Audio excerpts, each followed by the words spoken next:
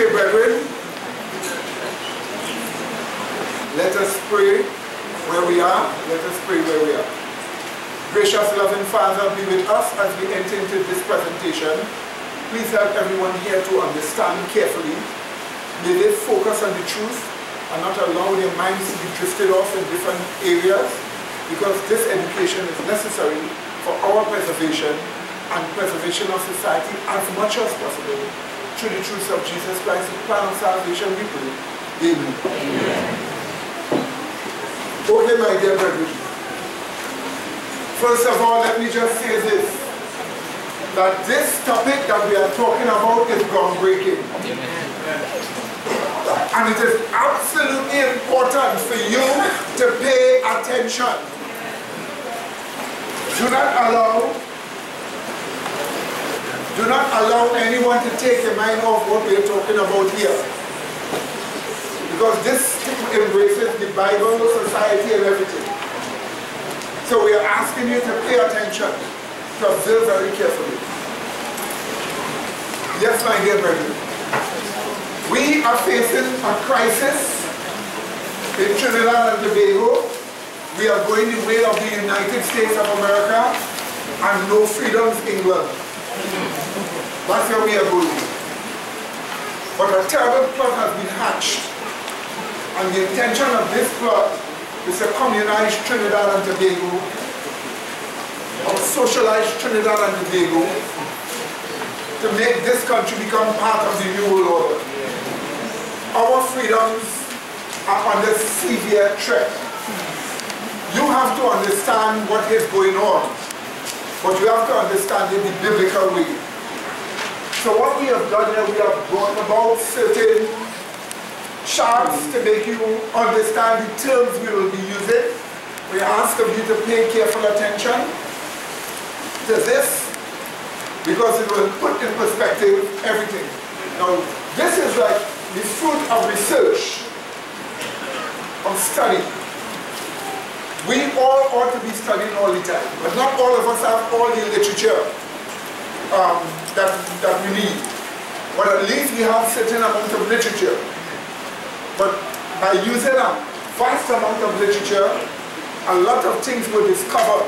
And I want to present to you today the fruit of that research. The reason why is that you will be warned and be aware of what is taking place. And that you will be able to interpret everything the right way. There are 1,000 ways in which you can destroy this whole attack we are having today from Sodom and Gomorrah revived. And we need to face it in the biblical way. In the country, many people's apprehension of the wrong has been weakened. They do not really understand the wrong of the wrong. But we want you to see the wrong of the wrong in the Bible. What do you see? Amen. And help you to understand it in law. Okay? And I want to thank Brother Shannon very much, because Brother Shannon is one of them who went forward and showed about the law being evolutionary in people's thinking. Evolutionary law. Right? Which we will refer to again as we are going on in this study. It's very important for you to understand. Why would they find it difficult to retain the boundary laws? Although they are doing their business in private and nobody is disturbing them. Why suddenly want to remove an ordinance that has not been affecting you? And why lie so much about it? And give the impression people are hunting you down to kill you because you're doing this corruption in secret. They don't know you're doing it. Who is hunting you down? But you lie to the public, and as you lie to the public, you get certain actions done by the courts. It comes like if you have your own plant in the judiciary, so your plant in the judiciary resonate with your conspiracies and destroy the laws of the country for what? For sex the wrong way? They'll destroy the laws of a country for sex the wrong way when you could have done it nevertheless and nobody was stopping you. So you need to understand the picture of this whole thing. Okay? Go to the first chart. But as we have the first chart here, find Ecclesiastes chapter 12, verse 13 and verse 14. Yes. Yeah, because I was talking to you guys. Yes. Yeah, but I'm looking on that I found like the same thing, like what that one of the reasons as to why God did this displeasure and the power of Babel. Because if God is promoting that, promoting the same thing, or even just talking to them, literally as scripture showing, even just talk to them and told them to practice general confusion. So my mind would be thinking that Babel they want to build all over again, which is really like having good order. Babel was the first attempt of the new world order after the flood. Okay, and you see how God ended it. Okay? He says confusion. Alright, so now Ecclesiastes chapter 12, verse 13 and verse 14. Observe what we are being told here. We are told, let us hear the conclusion of the whole matter. So then, in other words, Solomon, writing the book of Ecclesiastes, when he's very old, he says, let us come to the conclusion of the whole matter. All that have been said, whether in Proverbs, or in Solomon, or Songs of Solomon, or wherever, all that have been said, let us come to the conclusion of the what? Whole matter. Let's hear what it is. Fear God and what? Keep His commandments, for this is the whole duty of man. Did you see that, my dear brethren? It is our humanity to keep the commandments. People who break the commandments of God eventually become deteriorated like animals. So in other words, it is our duty as a human being to keep the commandments. And then he goes on and tells us, why? For God shall bring what? Every work. What did he say? Every work into what? Judgment. And what else? Every secret thing, like sodomy.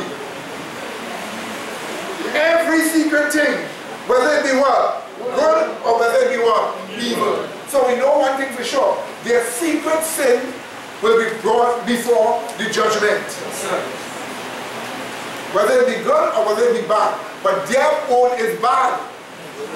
And it will be brought before the judgment. So the ultimate thing is, you must be keeping the what? Commandments of God. Is that understood, my dear brethren? And by the way, let me just say hello to the brethren in St. Vincent, because they are all joining us today on Skype. So hello to the brethren in St. Vincent. Amen. Now here is what this chart shows us. So since we will be judged by God, and it is our duty to keep the commandments of God, it's part of our humanity. God meant for us to keep the commandments of God. That's how we operate. That's how we work. That's how we are supposed to be. It would clearly mean that our rights and freedoms have to come from God.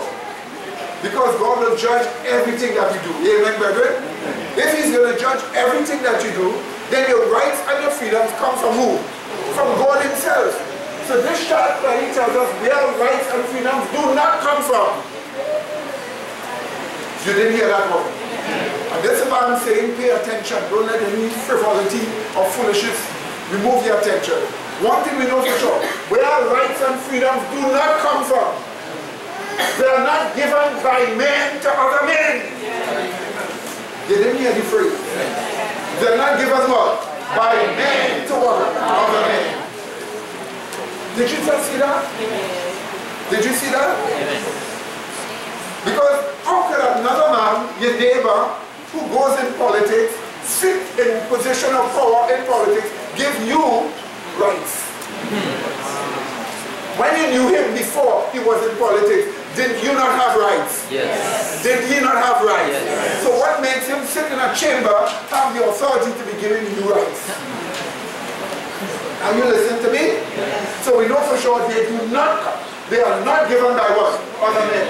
Second thing, they are not created by government legislation. Legislation does not create rights. Legislation can only acknowledge rights that already exist. Are you listening to me?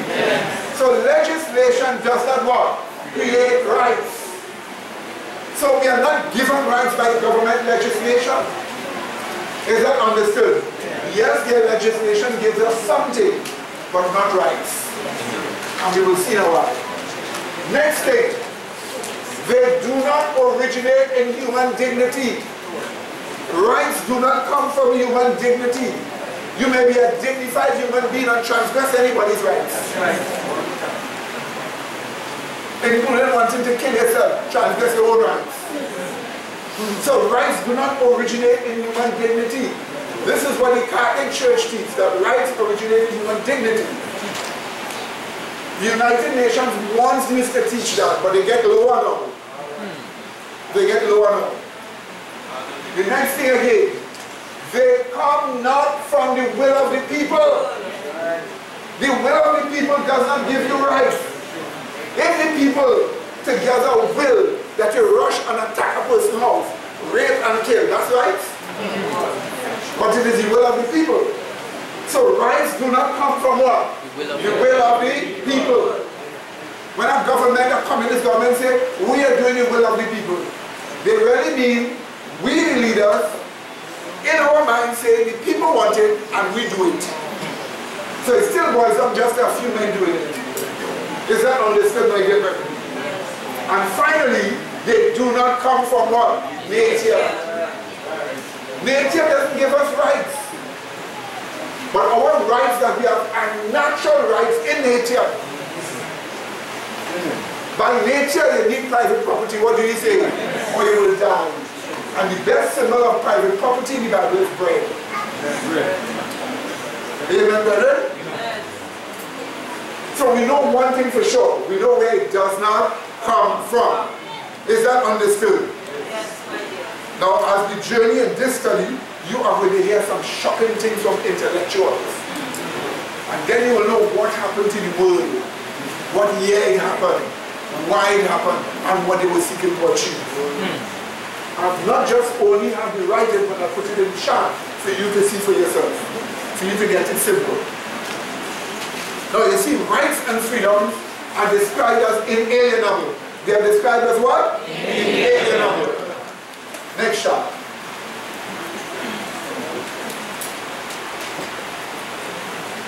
They are described as unalienable or inalienable. Both phrases are used. They either say inalienable or what? Unalienable.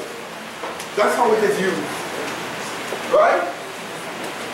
And that phrase, inalienable, means where? Coming from God. From the word alien means rights are alien to human beings. Which means there's no possibility that it could come from human beings. So it is alien to man. It has to come from outside of man. And if rights come from outside of man, then they are what? Inalienable. Rights and freedom. According to the 10 Commandments, we have 3 basic rights. Right to religious liberty, the right to life, the right to private property. Let me give you some quotations here. I'm quoting from David Barton, original intent, page 23. Listen to this. This statement was made by George Mason. Do you know who is George Mason? George Mason is one of the founding fathers of the American Republic. And he's the one who told the Constitutional Assembly, you just only writing a whole constitution, what about a right and Bill of Rights? He's the one that tells them, you need to have a Bill of Rights in that Constitution. That's why George Mason is called the father of the Bill of Rights. Is that understood?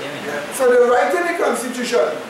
So he said, what about the rights of the people? You know what? You have to put a Bill of Rights in that Constitution. And George Mason became known as the father of the what? Bill of Rights. I quote, right? Here's what he says. All men have an equal, natural, and unalienable right to the free exercise of religion,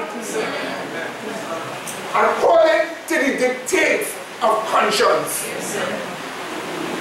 England lost that. England today lost that. England is a country without rights and freedoms. That's how they have become. Let me quote Thomas Jefferson. He's the one that wrote the Declaration of Independence.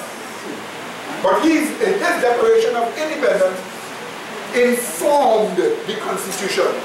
So when they made the Constitution, they made it out of the word Declaration of what? Independence, written by Thomas Jefferson. Hear what he said, I quote. Listen to me carefully. He's writing like art and poetry. He said, and can the liberties of a nation be fought secure if we have lost the only firm basis, a conviction in the minds of the people that these liberties are the gift of God, that they are not to be violated but with His wrath. These are the property founding fathers of the U.S. Constitution. And you must remember, it is the U.S. Constitution that was the world's first written constitution. We have to wait quite 1780 something. The first written constitution. Other nations say they have the constitution but they don't want to write it because they want to violate when they want. These people decide to put it in paper. So anybody who comes has to do what is in the paper. And this is what they're telling us. Again, I am quoting from the book, The Christian History of the American Revolution, page 424. Notice what I'm quoting.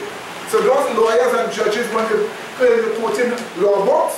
Well, look, I am quoting books from these books are esteemed books from different top legal institutions in the world. Look, I'm quoting from one. I quote. They, the founding fathers, looked up to heaven as the source of their rights and claimed not from the promises of kings but from the parent of the universe. No king promises no right. No, the parent of what? The universe gives us at birth. What do you say, my dear brother? You see, these ideas in a country would make that country take. If God gives us rights, how are we looking for rights from government? Are you listening to me, my dear brothers? Yes. Are you listening to me? Yes. Watch this. Again, I'm quoting from the same book.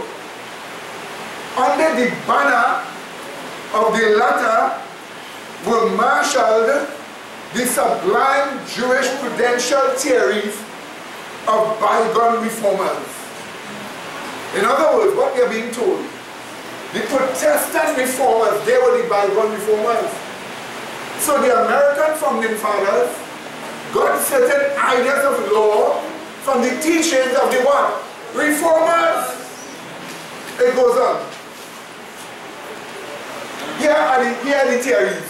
Here are the concepts they got from the reformers. Bygone theories of bygone reformers. Freedom of thought, opinion, and action, which is movement. Faith in the capacity of man for self-government. A just appreciation of the true dignity of humanity.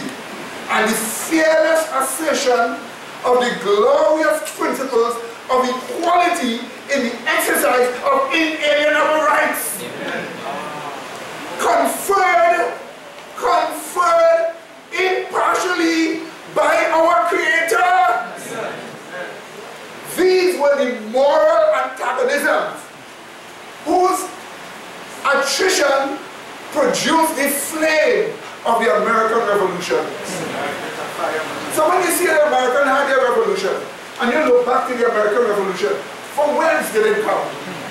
From the Protestant reformers, from teachings of the Protestant reformers. Are you listening to me, my dear brethren? Listen to this again. You see, I'm telling it to you, right? I am reading from Ken Johnson, the Bible, the Constitution, and the Founding Fathers, 22. On unalienable. You see, when you hear people say, Solomon saying they have inalienable rights or unalienable rights, what are you talking about? Do you even know what the word inalienable means? Quote. Right? This is a doctor of theology, THD, I'm quoting from.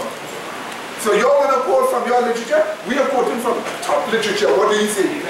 Hear what he says. Unalienable means that it is God-given, not state or government given. Yes. So Sodomites, if you want right, go to God for it. Except he give everybody equally a right. What are you asking the state for?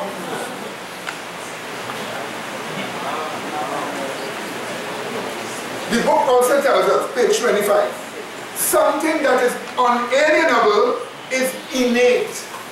That it is part of you. It is part and parcel of you. It's innate. So in other words, if it is unalienable, it means somebody didn't take it from here and give it to you here. It's already what? Part of you. Something that is unalienable is innate, God-given, and cannot be taken away. It is not granted by a government or any other being, but it is granted by God alone. Highly esteemable. Did you see that, my dear brothers? Did you see that? Watch me.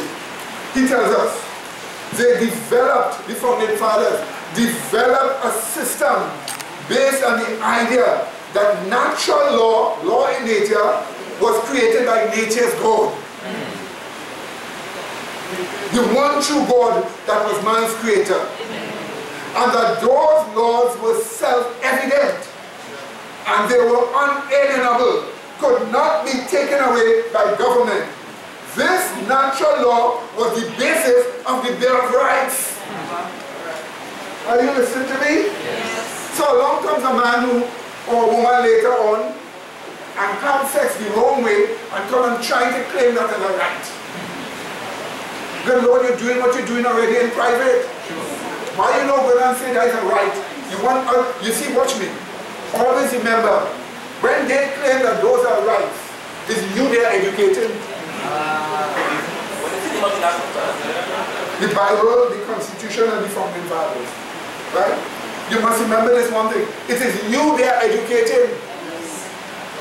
Because they are doing their thing in private, and then they come out and tell you it's a right. So they are telling you, accept what they do as a right. They are educating you against what the Bible says. Are you listening to me? Yes. So it's not that, oh, we don't want to do anything, we don't want to interfere with anybody, we don't want to convert people to our lifestyle. That's not even a lifestyle. That's just an isolated act of nowadays. It's not a lifestyle if you're not doing it 24/7. Amen. I want to ask if why long-time society was different because people was more godly that they bring these laws about, and what's the difference between then and now that they're allowing these laws to be done? That's the point, my dear. That's the point. What's the difference? I find no difference. The same wrong is the same wrong being done now. But they're just not trying to tell us is a right. That's what I'm saying. What they're doing is educating you. Anytime Sodomites come out of their closet, they come out of their closet to educate you, which is false education. Always remember that. Because if they do it in private, and nobody's interfering with them, and then they come out of their privacy, and nobody knows, but whoever did it. So now they come out of the closet, come over and telling you it is a right. And they call it lifestyle. See your hand, I'm coming your hand over. And they call it a lifestyle. Watch me. You don't live corrupt sexual activity. You just do it for a few minutes. I tell you, I have video footage showing how that damages you behind your own body. Yes. Male or female, it damages you. Your whole body becomes filled of diseases that is down here when you do it. Yes. You see, that area of your body is made to pass out waste matter that have a lot of diseases. And you want to push it against the wall and bruise the wall to go into your bloodstream. You become a walking septic tank. That's why they smell a certain way. I know that because they attack me over here. I get an attack from Syria. Syrian attack me with gases on me. Literally attack me in Portuguese. Literally, not at this age, for a long time. Yeah, they attack me. So I can tell you, they certainly don't smell right. They become walking septic tanks. So one comes in the cave and says, I'm a human. Anybody said you were not? Then stop behaving, but now you can't say behaving like an animal, because animals know where to do it.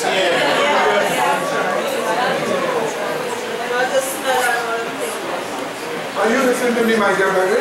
Brother, you have up your hand in the back here. But after a while, because what happened is that that was their right, and they were educated us. I thought it was about giving rights, you know, so I understand. You see, that's what you have to understand. When these people come out of the club, like they are trying to tell you, accept what I am doing as a right. That's what they're telling you. You must resist that, as we will see. Watch again.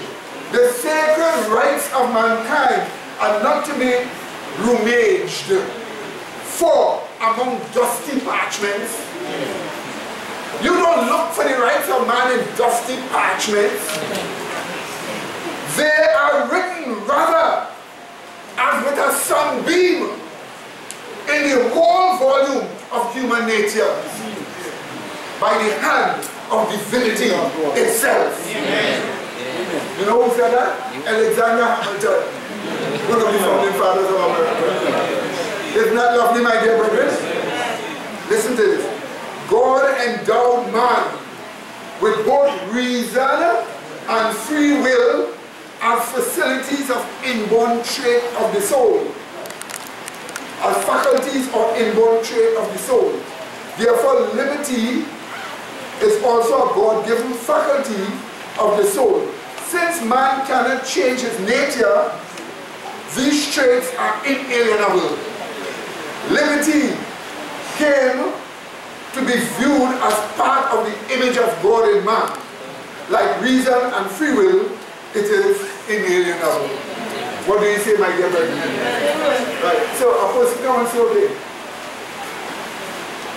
I want to take away your right to life, but somebody remain alive. No. If they take away your right to life, guess what? You're dead. Is that understood? If they take away your right to private property, they make, and they say the last private property is your clothes. They make you become enormous to society because you have to walk naked. Is that understood? And since bread is the best symbol of private property, if you can't get bread, you die. Is that understood, my dear brother? Now, I could afford Blackstone book itself, because I have Blackstone book, I'm going in and quote, but it's all English writing. Because it's since the 1600s. So, I am referring to it here in this same book. According to Blackstone, this is the heart of English law. What happened to England now? If you only believe in conservative views, you can't go into England. They stop you from going there. You believe that a nation supposed to protect its borders, conservative view, you can't go in England. For that simple thing. Do you see what has happened to that country? It's destroyed. That's right. Totally destroyed. According to Blackstone, duties towards God becomes rights towards other men.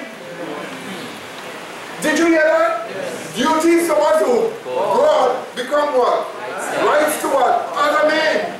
This means that inalienable duties towards God become inalienable rights towards men. Also, inalienable duties towards God, inalienable duties towards God become immunities towards government.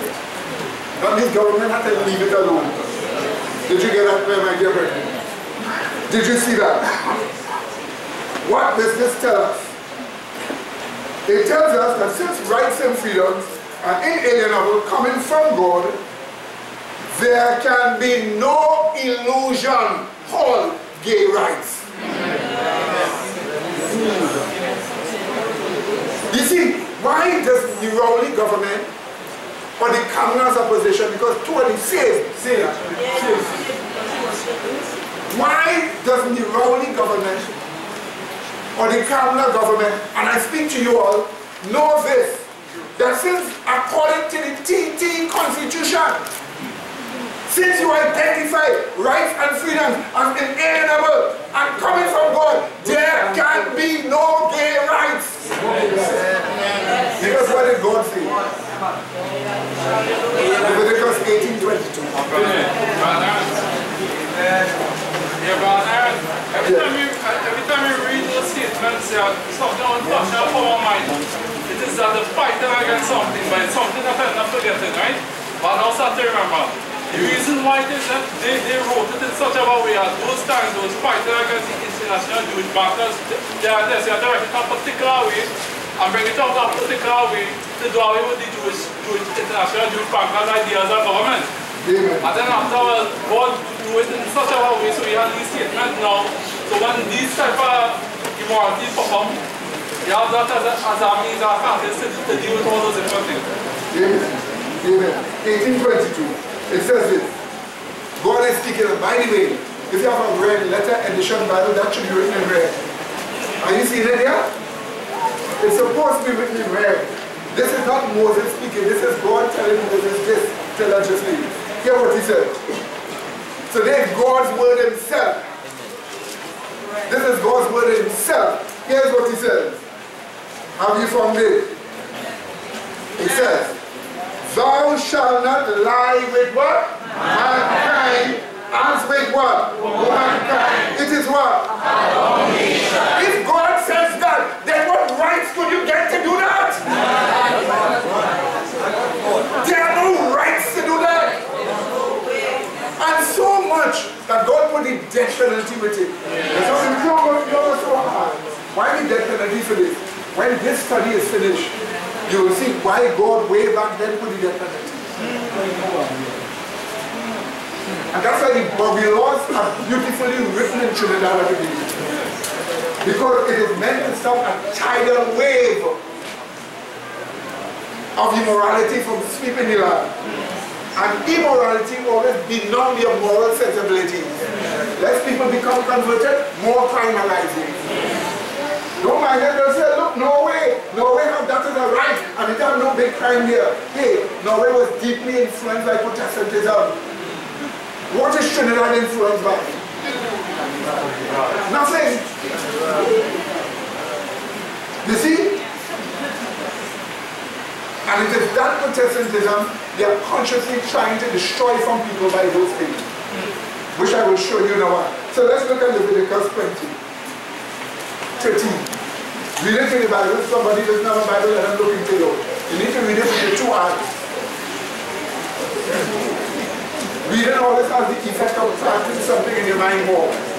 Somebody could say that, but when you read it, you get it much more clearer. What do you think? So, let's look again. Is it from 20, 13. If a man also lie with mankind as he lied with a woman, both of them, how much? Both of them have committed a what? Abomination. They shall surely be what? And then what did he say? Their blood shall be upon them. Their responsibility. You chose an irresponsible act, an act that could destroy society, an act that brutalizes the sensibilities. Sodomites will always be brutal people. The most timid of them, who is whining and complaining, just let him get power over another person and he's brutal. They're brutish. Because the act of sodomy brutalizes the person. It brutalizes your moral sensibility. No smiling face of a sodomite is a true smiling face. Behind that there is brutality. Always remember that. Oh, no, they will say, look at you. Well, it's homophobic. I answer, I am preaching the Bible, you're only too Christian-phobic. How dare you? Why should I not have an aversion for something that is destructive to me? I should have an aversion. And I am glad to have that aversion. But why do you have an aversion to Christ or Christianity? Why are you so Christian-phobic?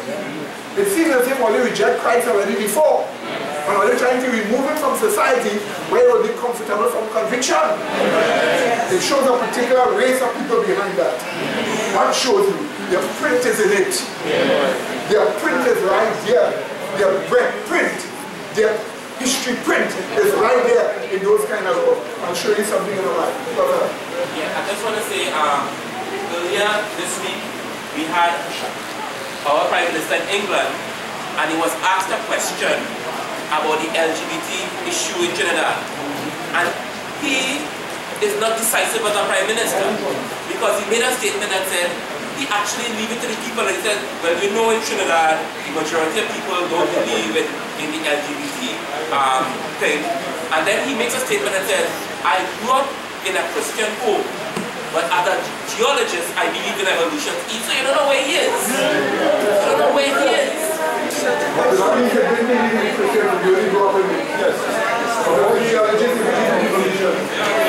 So where the rocks evolve from, by the way? I'm left waiting. Evolution is where the rocks evolve from dirt? Nonsense. Absolute nonsense. When you put that stupidness in your mind as an intelligent person. But you have to learn not to allow those things to affect your minds. Now watch this chart here. Watch this chart here.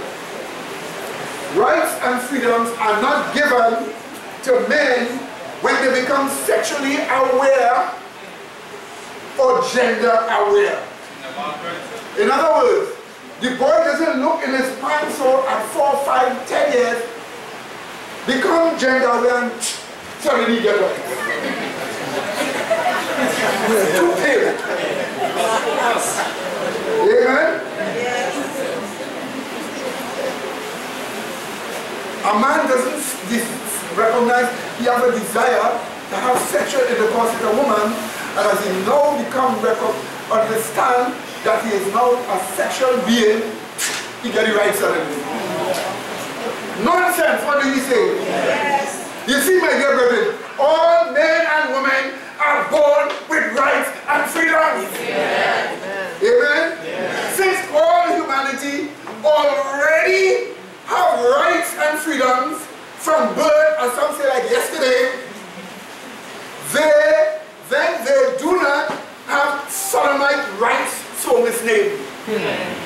Because it certainly doesn't apply to babies. Is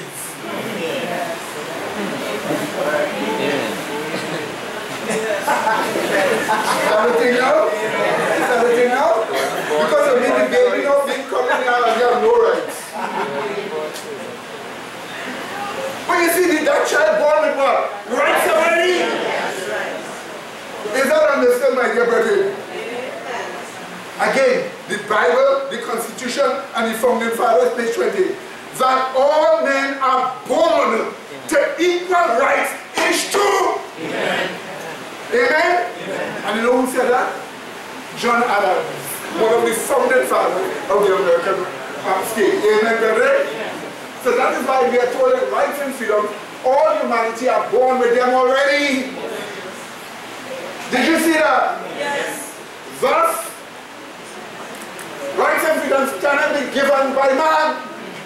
Because you're born with it already. Amen? Amen. Thus, they cannot be given on the basis of sexual choices. You can say, okay, I decide I want to have sex with a man. They get it right, sir. Or I want to have sex with a puppy. Write it down in a book for him. No! What kind of Nancy story situation is that? Watch. Person suddenly recognized this is his sister. The sister is of age like him. And they could practice incest. Oh, suddenly somebody put a paper. Put a right for him. That's stupid. What's the difference? A man decides he wants to do something to a man. Somebody go, okay, it's a right. Where did that come from? You were born with it what? Already. So a man cannot give it to you. What are you clamoring to the state for? You know what? You're clamoring to the state to make us accept what you are doing. Never. Not the church. Not members here who are educated. I don't care what you all say. So let me just say we. When I speak, I usually say we, I mean me and the Holy Spirit. You put yourself on. We don't care what you think about us. Because we are right. Don't care what you think. Is that understood, my dear? Yes, my dear. Watch this. Watch this. Picture. But something is given by man. Yes, something is indeed given by man. What is it? Yes, sir. No, but I want to disappoint what you're saying about born already. What we are looking here and seeing here is the counterfeit as well, because I heard this long before now, that we were born this way. The sameness, no, I'm not saying we here, get me right. In the world, people believe, who are carnal-minded, that God created us this way, and this is the study we get here showing that we were born this way, with the rights. Then you should have made us cease to be with Adam. Right, I don't write this thing. I write this thing. And watch me, huh? If we were born, some of us are born Solomon. Watch. They don't mean rights are selective. Some who are not born Solomonites, they will have Solomonites. Some who are born Solomonites have Solomonites. That's crazy. That's chaos. Are you looking at this, my dear brother? Here is what are given by other men. We call it provided what? Opportunity. By law. The state by law provide opportunities. Provided opportunities are conflated to call what? Provinities. Remember that word. What is the word? Provinities. I didn't hear you. Provinities. Your eyes miss looking at the ball, and your eyes and your mouth miss saying it. Let's get at it again. What are given by men to other men is what? Still not seeing you. Watch the ball. Old and young. What is given to us is called what? Provided opportunities. Conflated together, and what do you call it? Opportunities. That's right. That's right. You got it. It is called what? Profanity. But some profanities are what? Ethical. And some profanities are what? Moral. Look at ethical profanity. Education. It's not a right, but it is a provided what? Opportunity. Look at healthcare. It's not a right, but it is a what? Provided opportunity. Look at suffrage or voting. It is not a right, but it is a what? An ethical profanity. But what they have here, immoral profanities also. Something called what? Gay rights. Something called what? Gender fluidity rights. And something called what? Bad laws. Where you write a law, that if this man says he's a woman, he is 45 years old and he's a sex pervert. So you find a way to get into little girls' bathroom. He says, I am a 10-year-old girl. And he puts on some little thing so. And fix up his hair. And he demands to sit on the tensor, on the bowl like a woman. Reality tell you could go like a lion and stand in your toilet. What do you say? You want to go and sit. So what does he do? He demands right to go in the bathroom of women, little girls. And he goes in. But the government say, you know, we have to give him that right. It's not a right, it is a what? But it is a what? Immoral. So the right hand time you can go in the bathroom. And he goes in, exposing himself before the little girls, hoping to influence some of their mind into filthiness, pretending to be a 50-year-old. Listen, let me tell you something, huh? I'm laughing, but don't be fooled by my laughter. Amen, brethren? Are you listening to me? Yes. So here is what. One of them went in the bathroom and raped the girl. They went back again and the next time they raped the next girl. And each time the law said is that a next man walking, when the girl screams in the school and push him out, he protested. I have a right, he protested. The girl screamed and they push him out. You know the principal and them call the girls and rebuke them? Call the girls and rebuke them? Do you hear craziness? That's an immoral profanity. What did he say? Did you get out, my dear brother? Right, so this is what is given. So whenever a person says, well, the government give you the right, the government give you the what? I didn't hear you. So when somebody says, the government give you the right, the government give you the what? Some of them are? Some of them are? Give me a ethical. So don't tell me to give me any rights. Go only give me a what? A provided opportunity. Get that in your mind. Put that in your intellectual book and remember it. Because when you speak so, you change them. But when they come out of the closet, they want to change you. And lying. Liar, liar. I can't say pants and father because they're not even wearing that.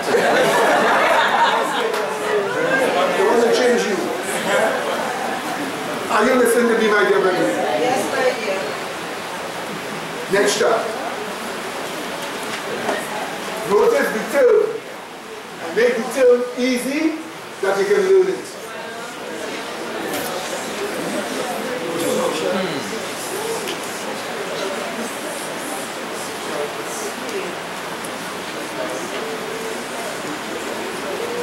Watch it again. Amen? Amen. That is what Solomon fighting. The social Christian. That's what they are fighting. That's why they come up against you. That's what they are fighting. They can't go in Arabia and do it because Arabia don't have that influence there. That's a Muslim country. Amen?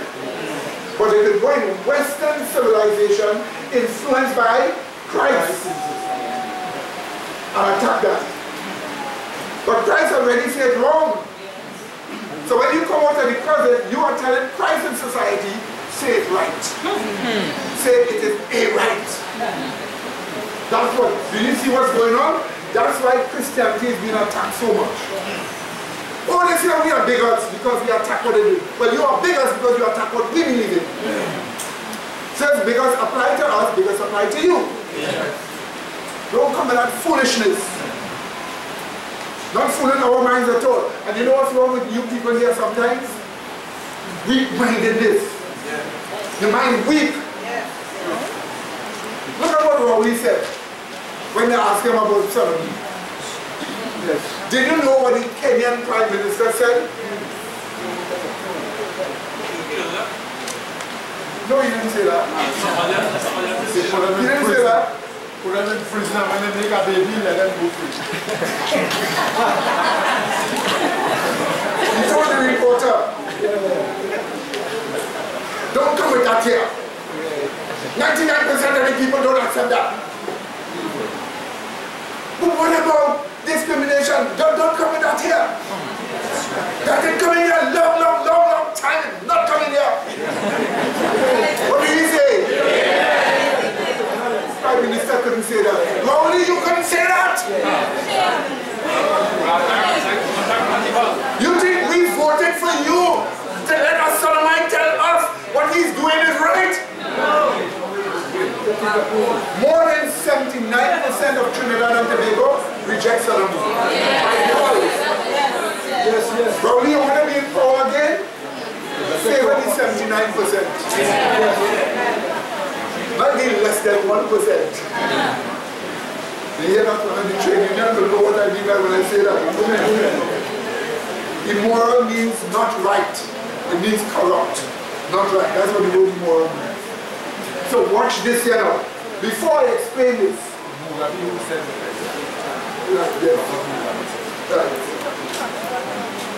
The facts are, my dear brethren, that the original Western society's constitutions and laws like the Boundary laws, etc., are based upon Christian morality. They are based upon what? Christian morality. Society in the West, especially America and England, was based upon Christian morality, which showed the influence of Christ in society. Amen. Thus we call it the social Christy, meaning the influence of Christ in legislation and the influence of Christ where? In society. That is the social Christy. And in legislation and in society is manifested where? In the family. Who say a man should have one wife? Christ. Who say he created them male and female? Christ. That's right, remember Jesus. Amen. Who said righteousness exalted a nation, but sin is a reproach to any person? Yes. In politics it is. Amen? Who it is tell us when they teach the truth? Let it be like in frontless before your eyes. Train it to your children's children and that children's children. Yes. That's right. So it is where? In education. Who says do not create false balances? Christ. So therefore it is in what? Business ethics. Who says don't eat pork? Therefore it is in health. Are you listening? Who it is said cover yourself when you're walking in society? Therefore it is supposed to be in what? And who says judge righteous judgment? Therefore it is in what? Therefore what do you have? Morality being what? Legislating. Amen. Let me tell you something. Sometimes a lawyer and a judge may tell you, oh no. Our society doesn't legislate morality. Ask him if it says, if you kill such and such a person, is manslaughter or murder, is that morality? Did the Bible say not to do that? Amen. Yes. If the law finds you robbing a person in your business, skimming money from the credit union, or skimming money from the bank, or like you take a card and you put it to get the money out, and some of the machine always keep the card. And they tell you, oh well, we can't go and open the machine out, you have to come back in 2 days for it. By the time you come back 2 days, you get the card out of the money back. All that robbery, isn't the Bible say thou shalt not steal? Yes. So isn't that, even in banking, morality legislated? Yes. Of course it is. Of course it is. Morality has been legislated. And that makes us safe. What do you say? Because you would like to run sit down on your patio or in your garden, sip your lemon juice, whatever the honey or sugar in it, Have your bowl of beans there, whether it's red beans or some of the lima beans, something you can eat, and stretch your foot out on that chair, and there's some nice birds flying, and just take a thing and eat, you know, or take a little sip and have a nice book, and you're enjoying it here. Amen. Because the laws are saying nobody's supposed to walk in that yard who have no right to be there. And that you're secure in your person, amen? They can't just come and rape and kill, amen? They keep you safe. They give you enjoyment. Amen? You have a right to go in your house any night, lock it door, lie down in your bed and sleep, and nobody breaking open your door to rape and rob. When people do that, they go, oh, crime. Government not dealing with crime. Excuse me. Crime is immorality. When you attack crime, you are legislating what? Morality. Let me quote for you. Let it not be just my words, but let it be some words for some intellectual people whose books they may not have in their hand. Let me quote for you. Quote. The Bible, the Constitution, and the Founding Fathers, page 45. Here's what I'm going to say about this. Listen carefully. I quote, Doctor of Theology, Doctor of Philosophy. Let's hear what he says. The word legislated or legislation means to write a law. Okay? It means to write a law. Right, now, we go. We have staked. Notice what the author is telling us? And by the way, I'm not even quoting the author, I'm quoting James Madison. You know who James Madison was, right? One of the founding fathers. He was put in jail for preaching the truth. And in those days, they put you in a jail and they leave it open so people could pass and see him behind the jail. So who won? They could throw urine on you, they could pelt you with something, or they could spit on you. You see them? So he was in one of those open jails for preaching the truth. And he wrote a lovely book on rights and freedom. What do you say? He became one of the founding fathers of America. Isn't that lovely? Hear him now. We have staked the future of our nation. We have what? Staked the future of our nation. Not upon the power of government. Far from it. We have staked the future of all our political constitutions upon the capacity of each of ourselves to govern ourselves according to the moral principles of the 10 Commandments. Amen. So what is the constitution of the country telling you? Govern yourself by the what? 10 Commandments. And you know when it comes on your back. Amen? Yes. Isn't that wonderful? Yes. So it's raising your intellect. Okay? Let me quote the United States Supreme Court, but I'm quoting 1892. So I'm quoting the United States what? Supreme Court. Hear what it says, 1892. Hear what it says. Our laws. Could you imagine the Supreme Court say that? Our laws and our institutions must necessarily be based upon and embody the teachings of the Redeemer of mankind.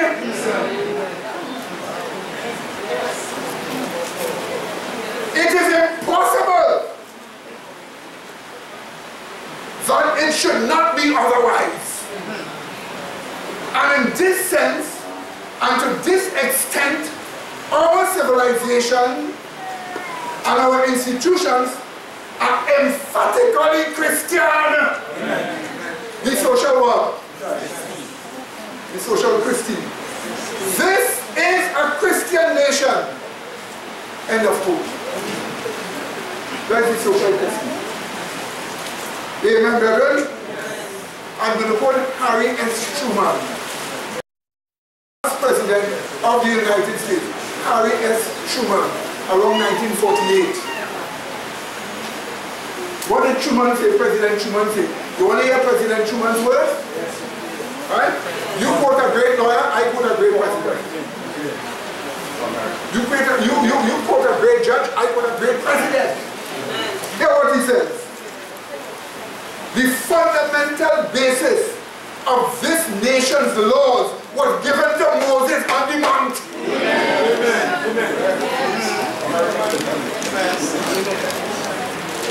He continues.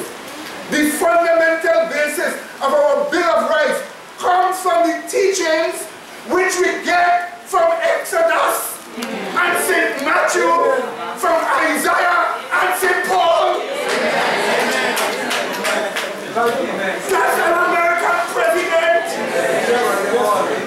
You see, they all recognize that the social Christian is the influence of Christ in what? And the influence of Christ where?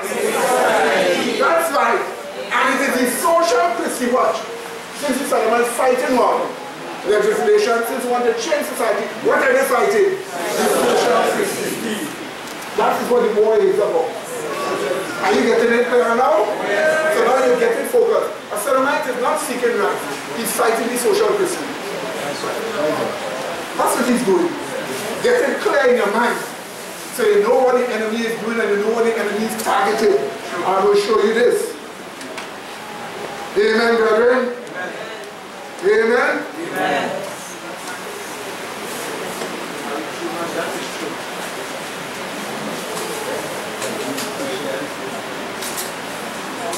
President Franklin D. Roosevelt, before he went rogue. So I'll quote Roosevelt when he was good, and later I'll quote him when he went rogue. Here when he's good, he said this: the United States is founded on the principles of Christianity. The social work. And I left the best for that. All right. Yours truly, Ronald Reagan, ex-president Ronald Reagan. Yeah, Reagan, he was just an actor. They said about his acting, they said his face was too strict for in acting. They couldn't put him to star in much movie except he was like some bad marshal because he acted too upright. His body not bending, everything straight and so on. So he acted in a few movies as a star. Only till later become president. What do you say? Here Ronald Reagan. The Bible.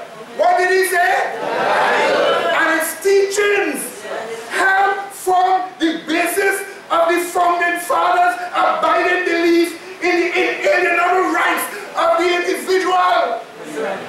Rights which they found implicit in the Bible's teachings of the inherent worth and dignity of each individual. What did he say?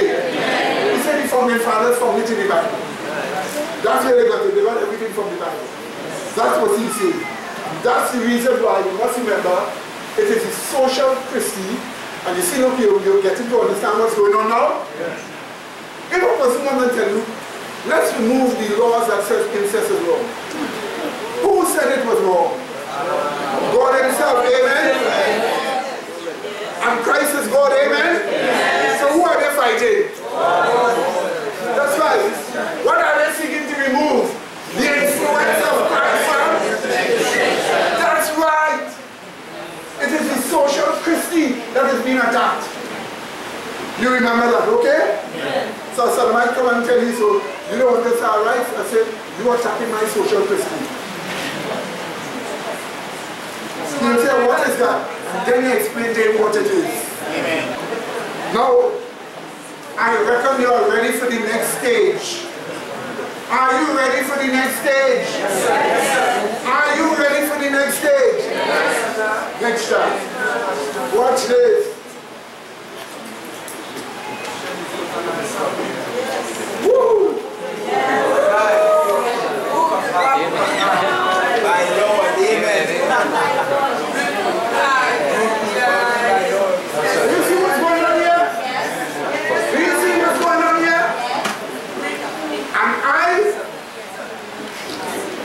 And we are going to prove this from the Bible. Amen. Amen. Somebody asked, what does legislative mean? Legislative means to write laws. What does it mean? To write laws. The government writing a law, that is legislative. Then they sit down and they vote and they say, okay, it's law, the majority says so. That's legislative. You ready for this one?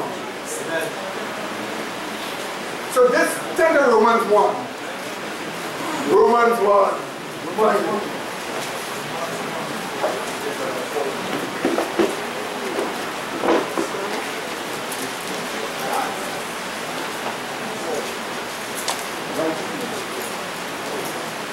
Where would you take us here in evangelicals ending this matter? Remember we showed you all here how the Catholic Church is riddled with suddenly right through, all through, and how the Pope already excuses it in some kind of a way. So we know they're going down. As for the evangelicals, some of them are against it, and some of them have already voted into their communion.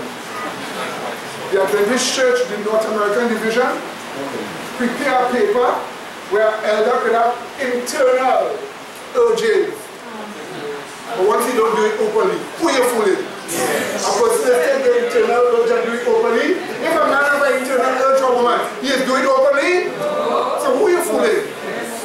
You can never know. So what you are saying, we are burying our head to what we cannot know, and you can still be an LLE church. You know logic is that. Listen to me. If himself he cannot know, don't just say the person has been turned to be an elder. Just say you don't know. What do you say?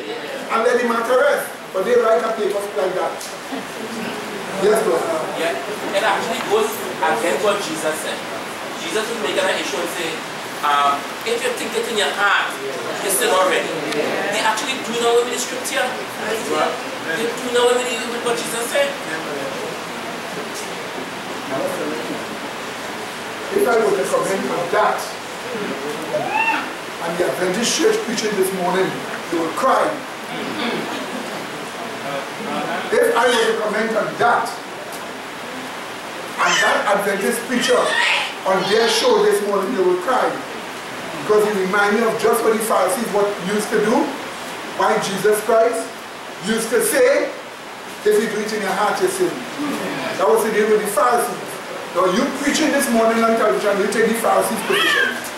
And you're an Adventist minister. Good Lord.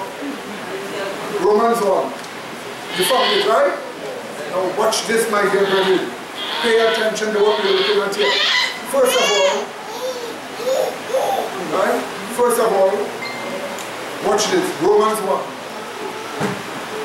Watch this now. What? Remove the boundary laws. What happens? What you bought? Remove the television, sorry. Remove the boundary laws and you do what? Open the floodgates of moral evidence. Like bringing in what? Pedophilia. Bringing in what? Prostitution. Bringing in what? Bestiality. Bringing in what? Incest. Bringing in what? Gender multiplication. Which is the one? Mental illness. And you can't go down for that. Yeah. All through this, what I write, whenever I say gender, gender, transgender, I always put mental illness. And what? Sexual community. Now watch this writing below here, watch this. The same logic that gives life to sodomy naturally gives life to these wrongs. Because if a sodomite say, I have rights, it's my sexual orientation. All of them can say, I have rights, it's my what? Sexual orientation. Did you see that? If a sodomite say, I am a man, then all of them can say, I am what? Men. But sometimes with animals. The same logic they use for one, they can use for what? All. Is that understood? If they say, comment here, if they say, well, it's consenting, watch it, consenting adults. If the brother is 30 years old and his sister is 25 years old, they are other adults. And they could consent for incest. It is still what? Consenting adults. So when you pay now $20 and go and work into the prostitution, You're not looking for a kid. You're looking for what? A big woman. And she is doing that. And you agree, so what of y'all do what? Consent. So prostitution is what? Consenting to. Wrong. Somebody else. Yes, bro. Sorry?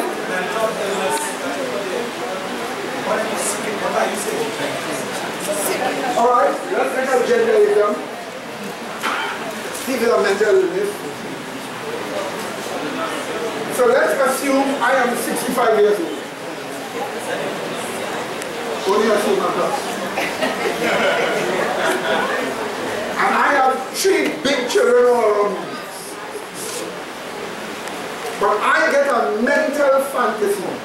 I would like to play a 6-year-old girl. So a big man like me with all the hairs on my chest and legs. Take off my pants and put on a short skirt so. And what is called it a halter?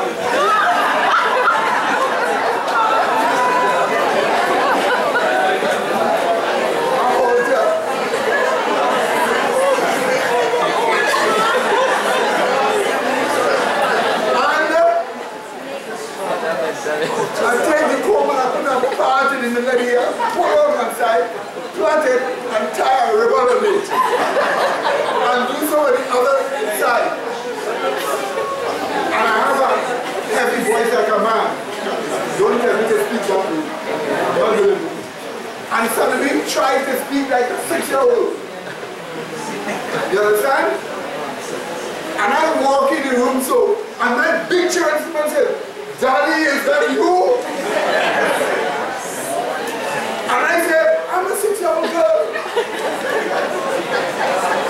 If that is not a word, what is? But wait. So I become a transgender. My transgender, I trans from a man to a dog. So now how can I be a dog? I can't suddenly go from the body to put it like dog seat. My head is still the head of a man, so I put it like dog face. The most I can do is to stick up my tongue out of the dog face and the tongue getting too dry. And then I go on all four coming to brother church. Then I go on all four, but somehow the 4 is not like the dog, the leg of a dog. And I'm walking so. But I tell you, put a collar around my neck and leave me on the street. And I walk in all 4 on the street so. With my tongue sticking out, it's getting dry, I just pull it in now and then. I just take my hand and start to do so bad.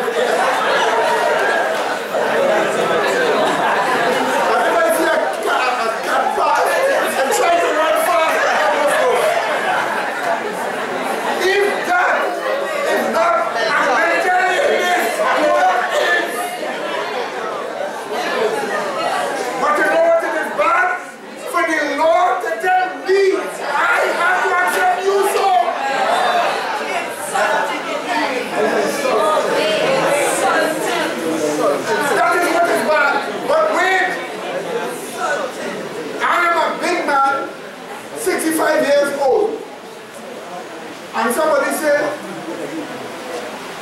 I see how you, second person pronoun, is walking down the street. I said, don't call me you, call me it.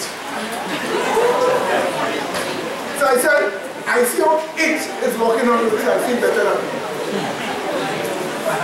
So, I say, see me, I am not going to follow your foolishness. I'm a Christian. How are you going? You're insulting me. Why are you calling me? You call me it. Isn't he sick? Yes. But what is even worse is when the laws in Canada tell me if I don't call him it, I break the law. I could go to jail for not calling him it. Did you see what's going on?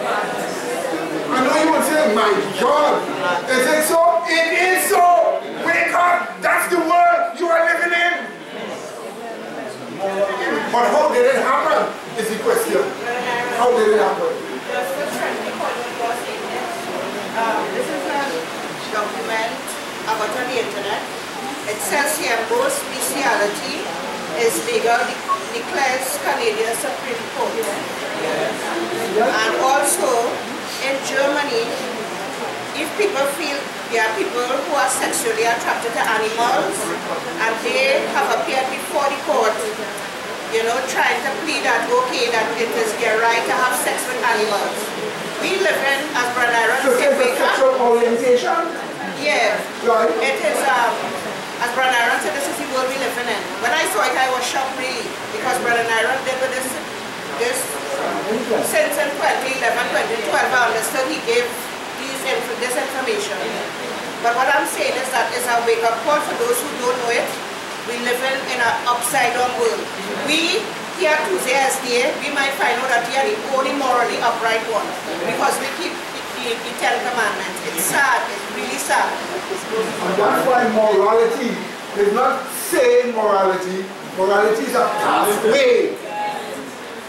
Like Sinfidis. You didn't hear me? Morality is a what? A pathway. Are you listening to me? If you're not on that pathway, you're not moral. Yes, brother. What it is about the culture, what it is that they're doing is really, as before we say, is evolution about. Because they make it look like if it is, the open pop figure by itself by removing the teeth. And that's why I say that deviant delinquents, but the deviant showing the extreme of the delinquency. Alright, so we're coming to that now. Now, brother, let me just give, yes, brother, let me just give a quotation here. Yeah, I just want to make a statement concerning what the brother said about mental illness, right? So when you look at the board, it says gender multiplication and phenomena has mental illness. I saw a video, and I'm sure a lot of the brethren saw the video, where this woman, she's a psychologist, and she's talking about if you are in America and you went to the war, some kind of thing in Afghanistan or something, and you had one of your foot blown off, and you're suffering from mental illness and you want to cut off the other one, they put you in a mental institution for that. Yeah. So then she said, if you are a child and you mutilate your genitals and you want to cut off your breasts and stuff, they don't say you're mad. They even allow, they get government funding for you, you understand, to mutilate your genitalia, to cut off your breast, and you don't even have to tell your parents. So I put it at the show. Look, they have an idea about mental illness, about mutilating the body, but sexual issues don't apply to that. It is mental illness. It is. And quickly about they're speaking about dogs. Young people call each other dogs. On your phones now, on your cell phone, you can take your picture, put dog ears, and put on those. They are sensitizing people to accept this type of behavior. It is there. They are sensitizing people. Quickly, let me say this too.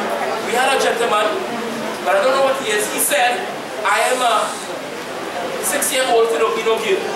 So you know what he does? He's American. So he crosses nationality. He crosses gender. He crosses race. And he crosses age. Every particular thing to identify yourself, he crosses. And he wants people to accept him like that. Every single thing that identifies who he is as a human being, he's thrown it out the law. And these are the things we have to face. Yes, brother. Very good. I know that, yes, my dear sister, go on. Therefore, because mental illness, anyway, with that piece,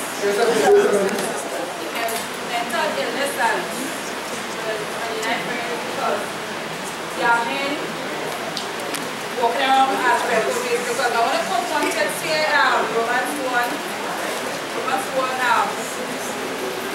23 and 28 says, and to change the glory of the uncorruptible God in image, made like corruptible man, birds, four-footed beasts, and creeping things. And even as they did not like to retain God in their knowledge, God gave them over to a reprobate mind to those things which are not convenient. Therefore, these men, these Sodomites and men, they gave up the knowledge of God. So they worship the creation, so that the Creator, for God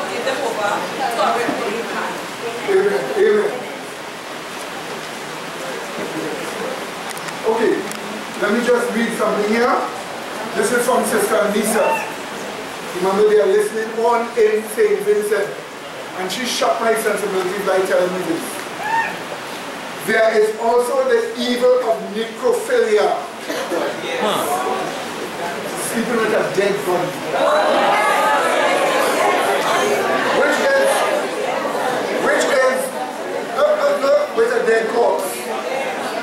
A liberal political party in Sweden is calling for its legislation. They say as long as the dead person gave consent before they die, it should be allowed. I'm sick. You know, I'm sick. Every time my head dizzy, I'm sick. Sister, go ahead.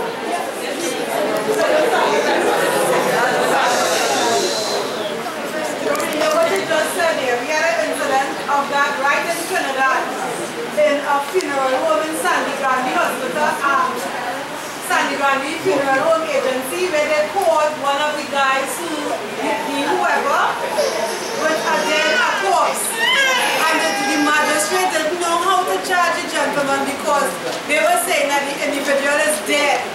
So they don't have any grounds. But they send him for psychiatric evaluation. So we have it right in Trinidad. They need a psychological evaluation, man, and know what? Well, this guy has vice and he's just corrupt. What do you do then? Send him out on the street again. That's what they do. You brother, you have your hand. Sister, what you just said, I know the Mr. Money died, he had AIDS, although he had best, he had put himself to that. Amen. Alright. Yeah, brother, let me just quote something here for you now. Listen to me now. Remember we have Romans 1, okay? Yeah. But I want you to read Romans 1 the right way. I know you've read it over and over before, but you probably didn't observe this. And you're going to observe it now for the first time. If you didn't. So let's look at Romans chapter 1. But let me just quote what I write here for this. You see, my dear brethren, the boundary laws itself is morality legislated to preserve society from a tidal wave of decadence and immorality. Sweeping the land. Corruptions that become logical, listen to me, corruptions that become logical and justified in the mind of the spiritually uneducated. Let me repeat that again. Let me repeat that again. Corruptions that become logical and justified in the mind of the spiritually uneducated by the uses of the arguments to legalize sodomy. In other words, watch me. Once you come and say legalize sodomy, and you give a reason why they should legalize it, in your mind as a Christian you see it as wrong. But what about the person who is not spiritually minded? The person who is not spiritually minded see a logic behind them justifying it. Here is the logic they see. You're discriminating against it. So they see it as logical, but yeah, you're not supposed to discriminate against everybody. He doesn't know that that's not discrimination. Or else you're discriminating against the pedophile. Or else you're discriminating against the rapist. He doesn't know, right? But he thinks it's discrimination. So now that that is logical in his mind, if you stop a person from sodomy, you don't make a case for it, you're discriminating. Therefore, the person who consents to go with a prostitute, if you stop him and her, you're discriminating. If a brother and sister of age decide and you stop them, you're discriminating. So in the mind that is unspiritual, the logic used for one to justify one can be used for the other. What does that do to the person who is uneducated? It weakens their sense of morality. What does it do? Weakens their sense of morality. It makes you become spiritually benumbed. And you know what happens when you become spiritually benumbed? The way is open for all sorts of evils to take you over. And for you to do all kinds of evil. Because you're not spiritually sensitive. You don't want to destroy a spiritually sensitive person. Because when you destroy the spiritually sensitive person, now every wrong they can do. And that's the reason why in a relationship with one another, you look at a person right next to you, sitting on in church meeting in the seat, and you know how sensitive that person is to morality and spirituality. And you know your own self. If you know that you're not spiritually sensitive, don't rub your corruption off on the neighbor next to you. As Brother West was saying, it's fine, it's all well to go and sit down and eat with one another. But not everybody should be at the table. Very true. You understand what I'm saying? You have to preserve yourself. And you have to preserve your neighbor. You're going to see somebody spiritually insensitive, watch me, and bring them to have to play with your children.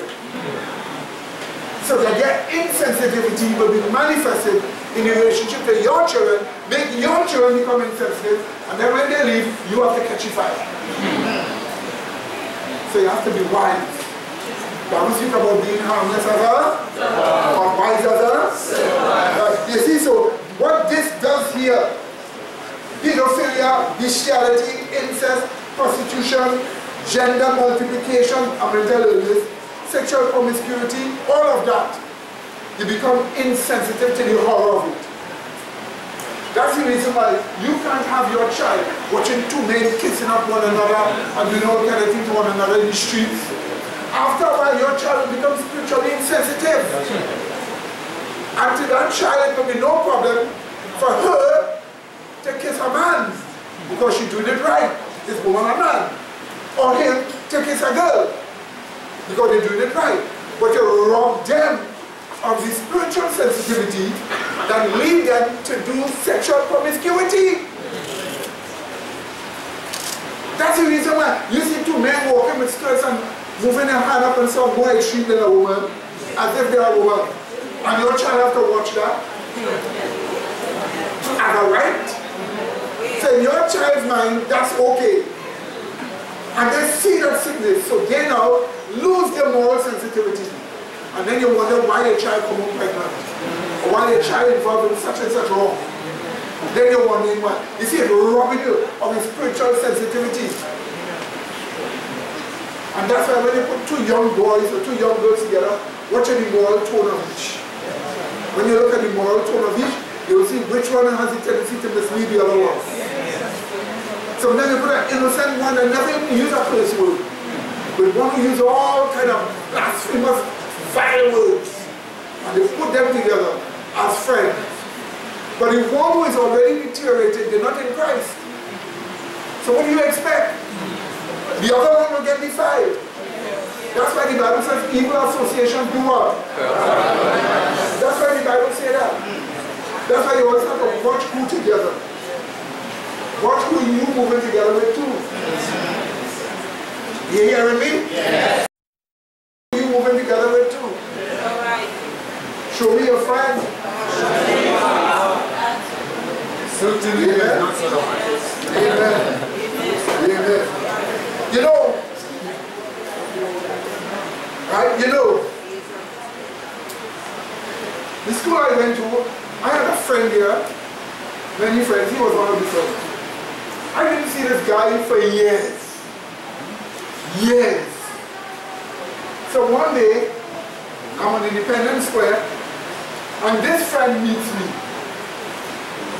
And he's a very ethical, soft-spoken, nice person. I mean, anybody would want to talk to a person who talks to you very nice. Right? Where I used to work, anybody from the office talk to me, I talk to them very respectful and nice. Soon everybody in the office would call me and talk to me at work. Right? Where Pannenberg and myself used to work. Everybody in the office used to just call, just to talk to me. The Lord wouldn't even invite me to the church just because I want to talk to the insurers. Just goes to show. So, he's talking so nice. I find he's a nice guy, you didn't see him for years in school. So we're talking. And he said, well, we sit down and talk. And I said, okay, yeah, let's sit down and talk. So we sit down and independence guys started talking. Innocent Christian, we started talking again. But then as we talking, I started the voice getting too female-like.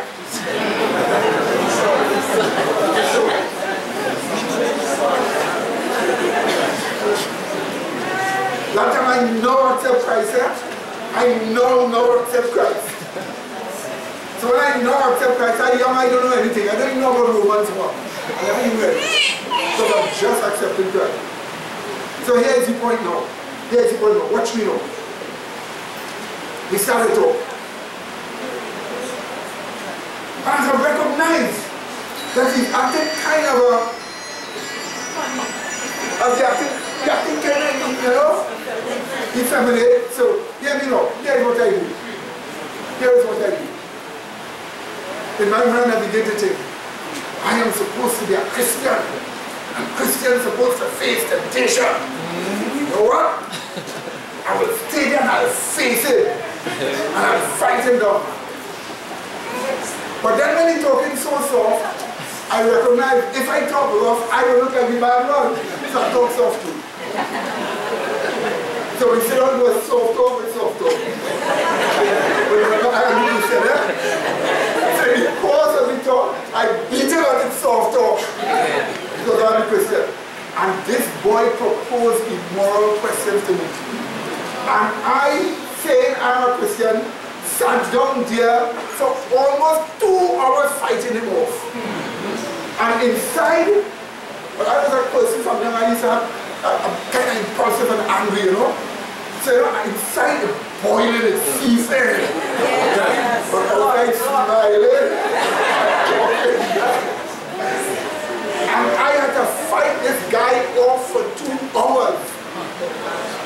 Talking nice, talking soft, pointing in the scripture, the little that I know.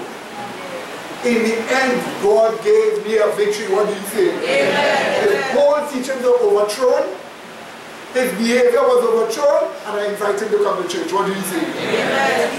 He never did that. But don't worry, I got others to come to.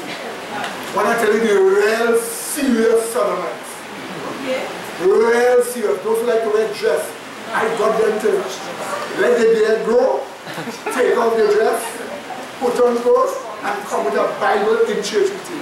I feel kind of funny walking with the person, because the person trying to walk like a man, since they used to walk so much like a woman. But I had to stick it out, you know? So they kind of get loud, they say when they get loud, so they say, I'd like to keep a person, they there for a while, they say, yes, sure, and then that's it.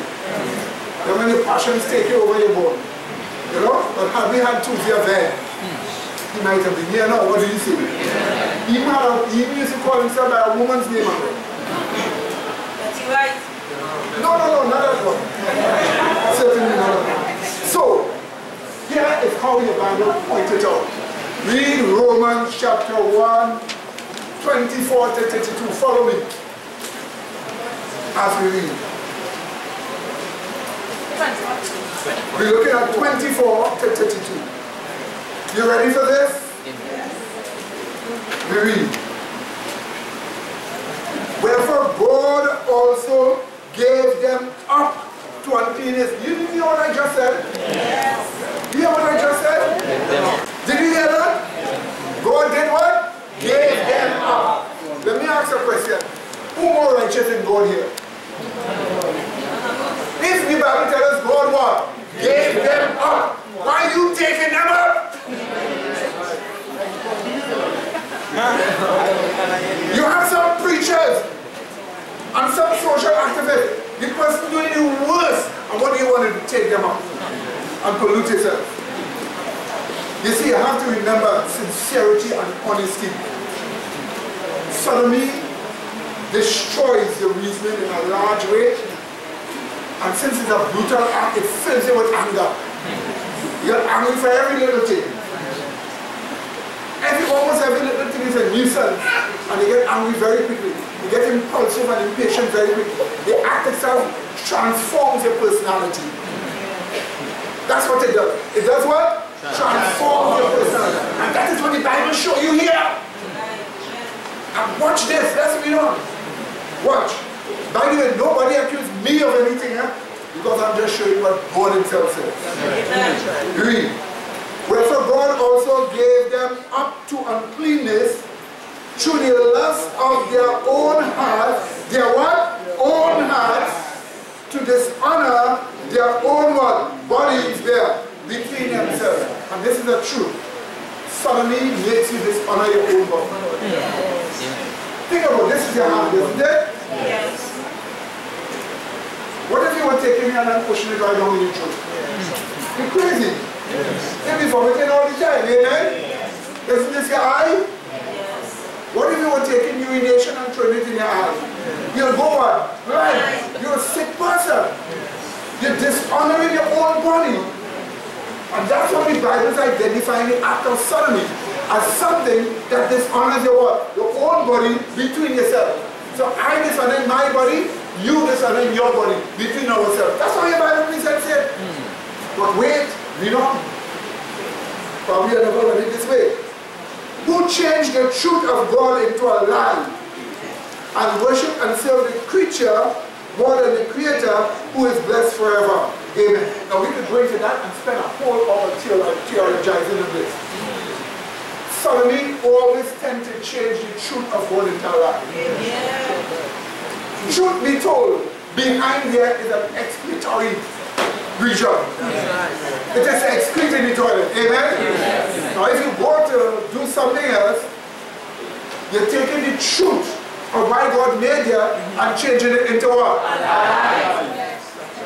Giving it the function of a reproductive organ. Sodomy naturally changes the truth of God into what? Is that understood? Could you imagine a big grown man, masculine movement, and suddenly try to move like a woman?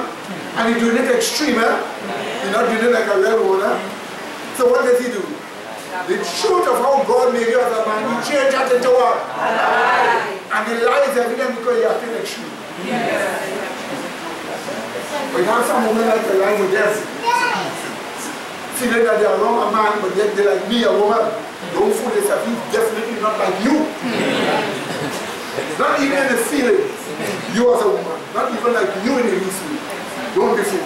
Yeah, since our teacher who was investigating what the teaching in the church in regards to, sex and so on. And they was telling the boys that they have a part of their body that is more female than male. So you see the truth, they're changing the truth in their life. That they have parts of their body that is more female than male.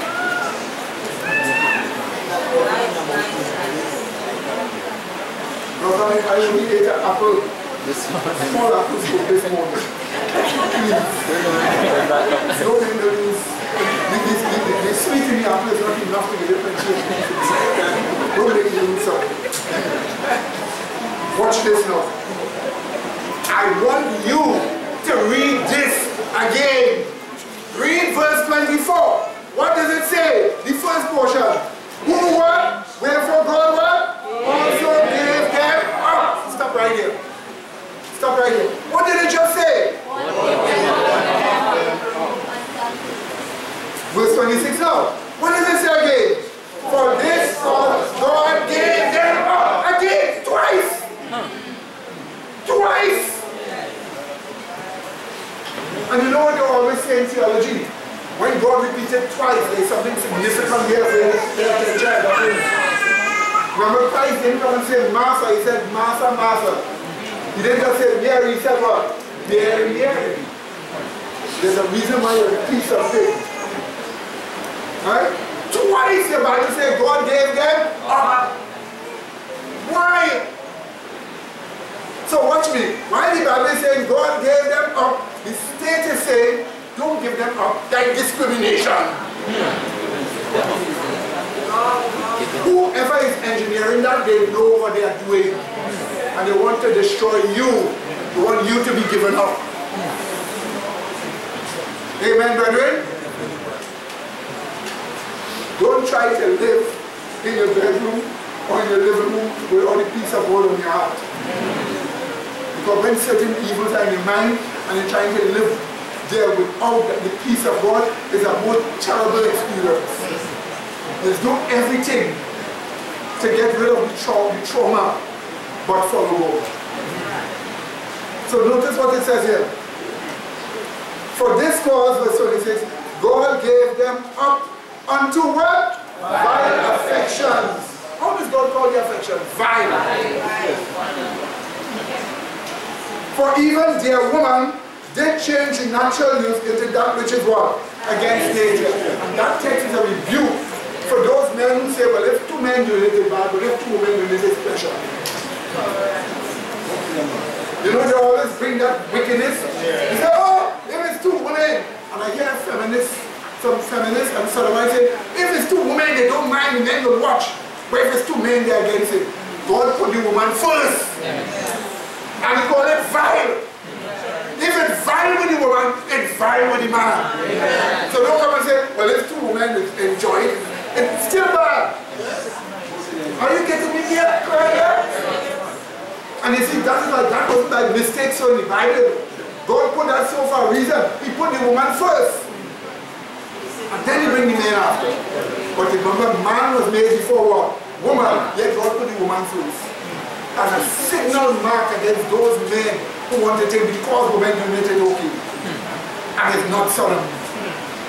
Because in our law, sodomy is described as a projectile going a certain place. But with women, there's no projectile, except it's artificial. So God made sure he put the woman first. It is still sodomy. Projectile or not. Did you see that? Yes. You didn't notice that. Note it now. Let's read on.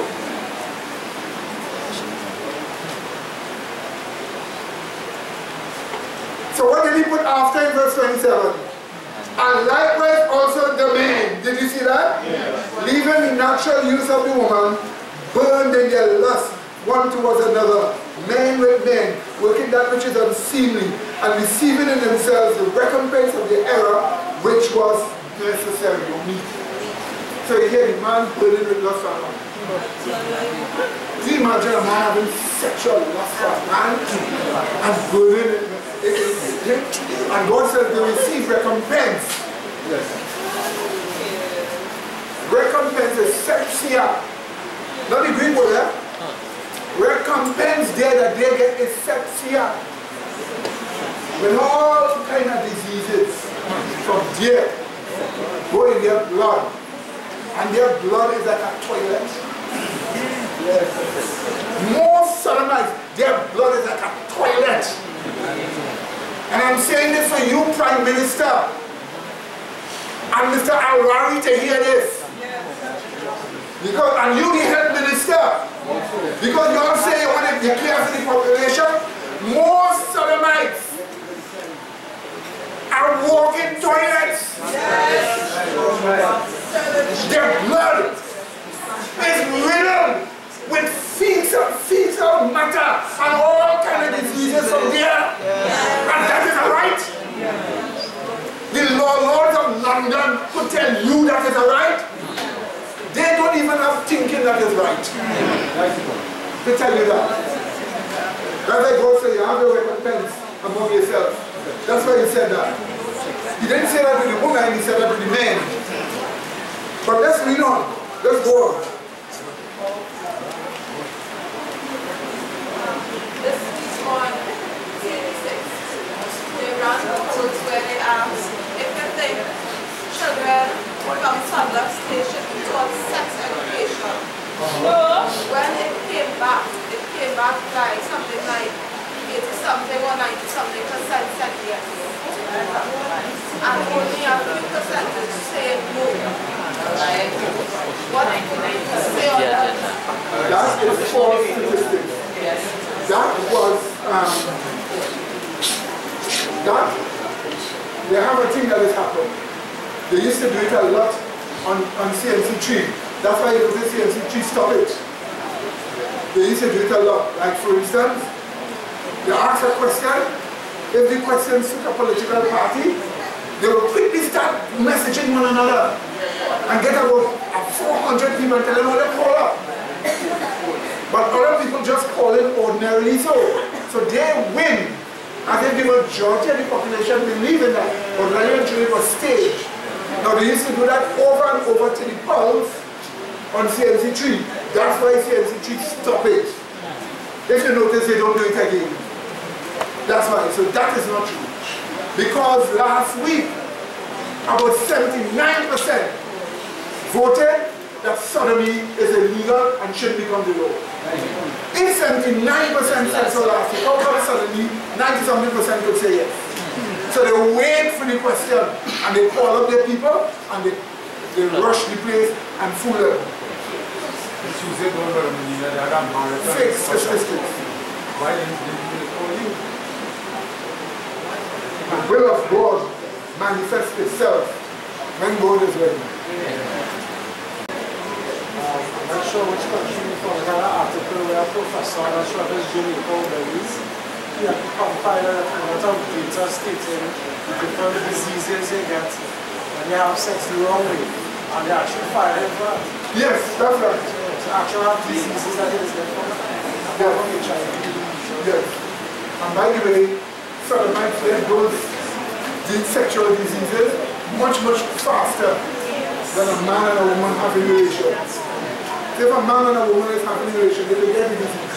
But with sodomites, by far much more. It's like when they go to the blood, they will ask you if you indulge in that, and they will turn you down to say yes. They will turn you down? Yes, I turn you down. That's discrimination.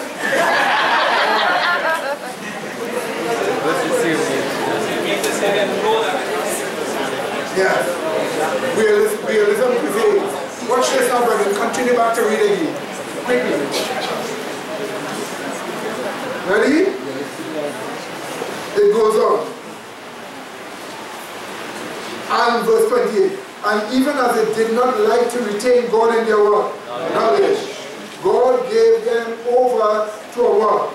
Reprobate man to do those things which are what? Not convenient. And you see, don't fool yourself. A sodomite doesn't like to keep God in his mind. The very reason he fights for sodomy, the moment he's fighting for sodomy, he knows he's pitting himself against God. That's the reason why he said to blame the churches. As if the churches is God. But the point about it is, they do not like God to be in their presence. Watch me, you imagine God is in your presence. The first thing God showed me is that they're living a lie. That's right. So they don't like God in their presence. So God gave them up to do those wrong things. Now watch me. To do those things that are not what? So he gave them up to do it. So after they do it, what happens to them? Next week. Being filled with all what? Righteousness. What else? Fornication. What else? Wickedness. What else? Covetousness. What else? Maliciousness. What else? Full of envy. What else? Murder. And you're talking about us? They are murderous people. What else? Debate, which is contention. What else? Deceit. What else? Malignity, mischievous people. What else? Whisperers. What else? What else? Haters of God. Of course, they don't want him in their presence. Well, the Christians over there. What else? Despiteful. What else? Proud. What else? Boasters. What else? Inventors of evil things. What else? Disobedient to parents. What else? Without understanding. What else? What else? Without affection. What else? Implacable. What else? Unmerciful. All that happens to you when you're into sodomy. You may act nice and you may talk to people, but those traits are building in slowly. And before you know it, you become a contemptible creature. And that's what the Bible says happened to them. So you see, that's why remove the body laws and you open the floodgates of what? Moral decadence. All these evils happen. The same logic justifies it. But watch your next shot, quickly. Watch your next shot. Therefore,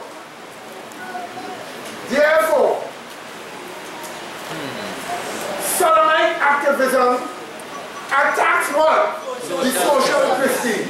Do you get that by now? Yes. And it is also what? Christian phobic. That's right. That's right. Since the laws of a country, in Western countries, is the social Christian, when sodomite activism starts in a country and exists, it naturally attacks the social Christian and is naturally Christian phobic. You can tell me a sodomite say, oh, well, I go to church for what? To fool who? To fool who? What are you going here for? It's naturally Christian phobic. That's what the government needs to know. Amen, brethren? Do you get this clear? Next time. Yes,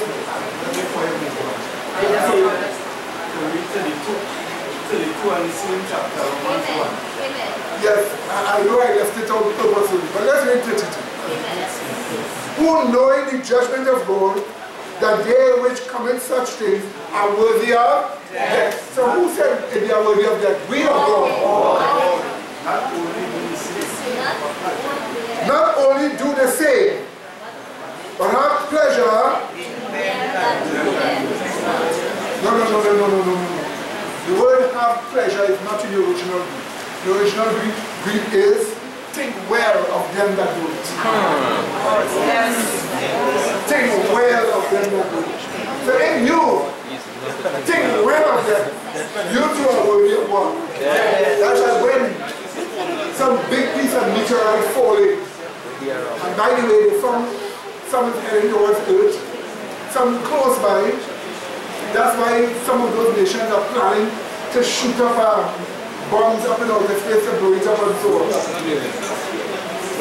You know, we thought it was a movie thing, but it's becoming real. We show it in our film.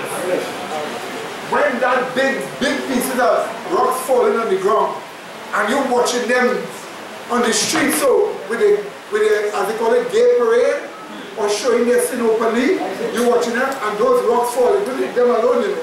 You're going to kill whole cities going. That's the reason I run from that area. What did he say? What does God say? Escape for thy life.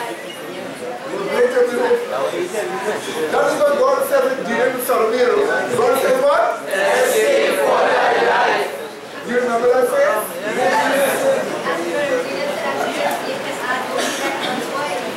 And she said, I told you like Lot's wife. Amen. You see why doctrines that teach that people could be saved in sin is very dangerous. Because it breaks people's moral consciousness. So they have a depraved mindset that people could be saved in some kind of sinful behaviors. And it will bring this on the earth because there is a sin they're practicing, but they can still be saved. That is why the importance of the doctrine of sin is. Very true, very true. And as I said before, I didn't say I gave them up. God said it how much? Twice. That's why I watch it. Running from it. But in verse 28 he said, and then after he used it twice to say that he gave them up, in 28 he said he gave them over to them. So you see, he even re-emphasized, but in a more stronger way. No Holy Spirit restraint. No Holy Spirit conviction. Watch the next shot now. Watch the next shot now. Hold on right here. What sodomite activism is also Sabbath-phobic. Yes, of course. So ultimately, this is Christian phobic. It is. You'll be against the Lord of the Sabbath. No. Right? Therefore the Sabbath. This chart here, pay attention. Brethren in St. Vincent and the Grenadines, and England and Canada, wherever you all are, and Tobago, and the United States, and Pakistan, Zimbabwe, wherever you are, watching out. Pay attention to this chart. This chart is a mixture of philosophical truth and history. This is going to show you what happened. This makes it simple, what I'm going to quote here for you. And I want want to quote it because I want you, brethren, to see some shocking reality here, which you didn't know. What really happened? How come they start, how come today a person will be saying, well, I want sodomy as a right? How could I call that as a right? Did they not know rights come from God? Did they not know rights are the same 10 commandments as a social or civil experience? Did they not know that? So where did it come from, this idea that you could get rights given by man? This chart here shows attacking the social prestige. There was an attack against the social prestige. Right? And I always remember something Brother Shannon was saying here over. Brother Shannon was overstood up here and saying about this teaching and the law is evolutionary and that the law can evolve. Over and over he told us about this. Now we see they coming with this evolving law in Trinidad. So he gave us a warning here over and over before. Now watch this here. First, before I read this, I need to read something here for you. Alright, you ready for this? Sorry. I just want to say something before I read. Yes, brother. When I consider the Bible and stuff, it brings the question, as a kid, right? You go in kindergarten, school and stuff, you have this little chart that have a star, going a star and a square, for a square, simple for a circle. You have to rule out that now. You have to bring that in the question that this star probably could fit in the square, if it can't fit, force it. You have to change all that on Sesame Street. Because they show it to the children. They still have that, right? Sesame Street is more than Sesame Street. Oh, it's not on Sesame Street. Oh my goodness.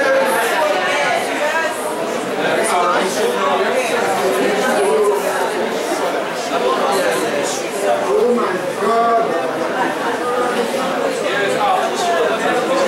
Don't let the children see what's like that. Now, brethren, I ask you, brethren in St. Vincent, Canada, United States, wherever you are, I ask you this because I told you to pay attention because you must listen to what I'm reading.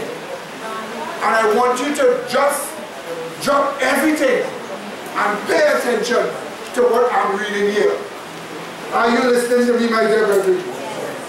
Now, I am reading first of all the Bible, the Constitution, and the Founding Fathers. Then I will go to we the people, the keepers of liberty. Brother, what you should know about that book. We the people, the keepers of liberty. Excellent book. Pay attention to what I'm saying now. You ready for this? For this few minutes you are in school. Well, you were in school all the time. But you're in school right now. You see how much time I beg your indulgence. So much time I beg you to pay attention. There's a reason why. First of all, I quote, right?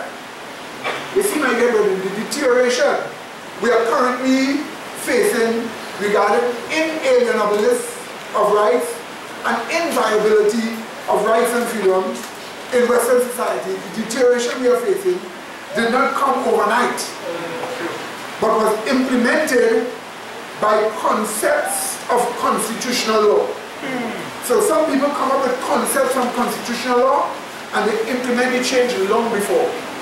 In the thinking of professors, in the thinking of lawyers, in the thinking of people, they implement the change in their mind with ideas of constitutional law from before. So when those people now became the new leaders, they became the leaders of those erroneous concepts. Are you here with me? They lost the idea that constitutions were based upon a higher law, which we know is the law of God. And they changed it to the idea of constitutions find their root in human authority. So I quote, listen to this now, quote it. The first progressive president, they call it progressive. When they say progressive, they mean left leaning. We know it's not progressive, right? But we're just saying what they say here. The first progressive president Woodrow Wilson, 1913, abandoned Newtonianism from Newton in favor of Darwin. So Newton said, nature shows God created. Darwin said, nature shows God evolved. Everything evolved. Woodrow Wilson believed that the Constitution was insufficient, and the principles of the Declaration of Independence were no longer valid. So you are a president, and that's what you believe. He said checks and balances were irrelevant in the modern world because faction was no longer a problem. Breaking up was no longer a problem. We had evolved beyond this.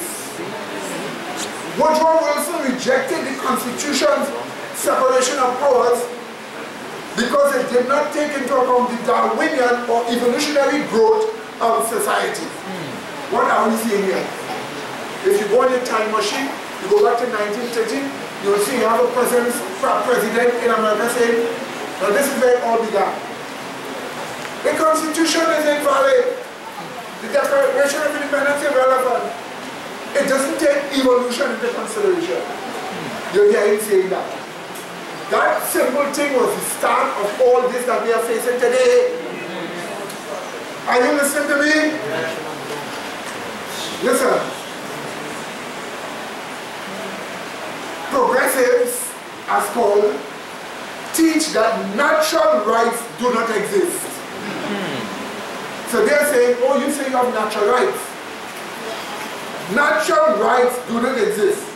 The rights of Americans do not come from nature and are thus not unalienable. Rights are therefore granted by government. So these were the teachings growing. Why you have the American Constitution here? Franklin D. Roosevelt now. Listen, Franklin D. Roosevelt now, later on. Not as before, because he changed. Here I am now. Listen to this. You ask yourself the question, when person wants to say, work is your right. You have a right to education. You have a right to health care. Where did those ideas of rights come from? Roosevelt! It was Franklin D. Roosevelt that created those ideas as rights. So when you hear a person say, oh, you have a right to education, you have a right to health care, who said those things were rights? Franklin D. Roosevelt, he's the one that brought up that idea, I quote. His wife also. His wife, yeah. That's why she was so involved in the drafting of the Universal Declaration of the United Nations. His wife also was right. She wrote up Eleanor Roosevelt, who is his wife, was very instrumental in the drafting of the Universal Declaration of Human Rights of the United Nations. So it wasn't him alone, it was both of them. I quote, Franklin D. Roosevelt proposed a new set of rights in his 1944 State of the Union Address. So in 1944, what was going on? He proposed a new set of rights in his 1944 State of Union Address. Among others, these rights include a job, right to a job, food, right to food, clothing, right to clothing, education, right to education, recreation, right to recreation. FDR called this new set of rights the Second Bill of Rights. What did he call it? The Second Bill of Rights. Progressive Lyndon B. Johnson, who came later, defined equality as an equality of resources rather than as an equality of rights by nature.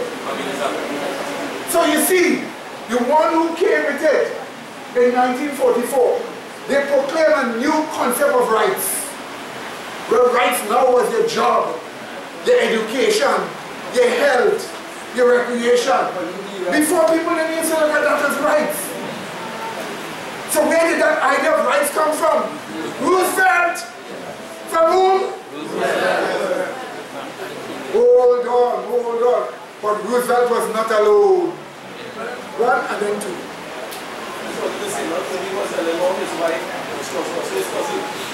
Yes, Clinton Roosevelt came up with government this year.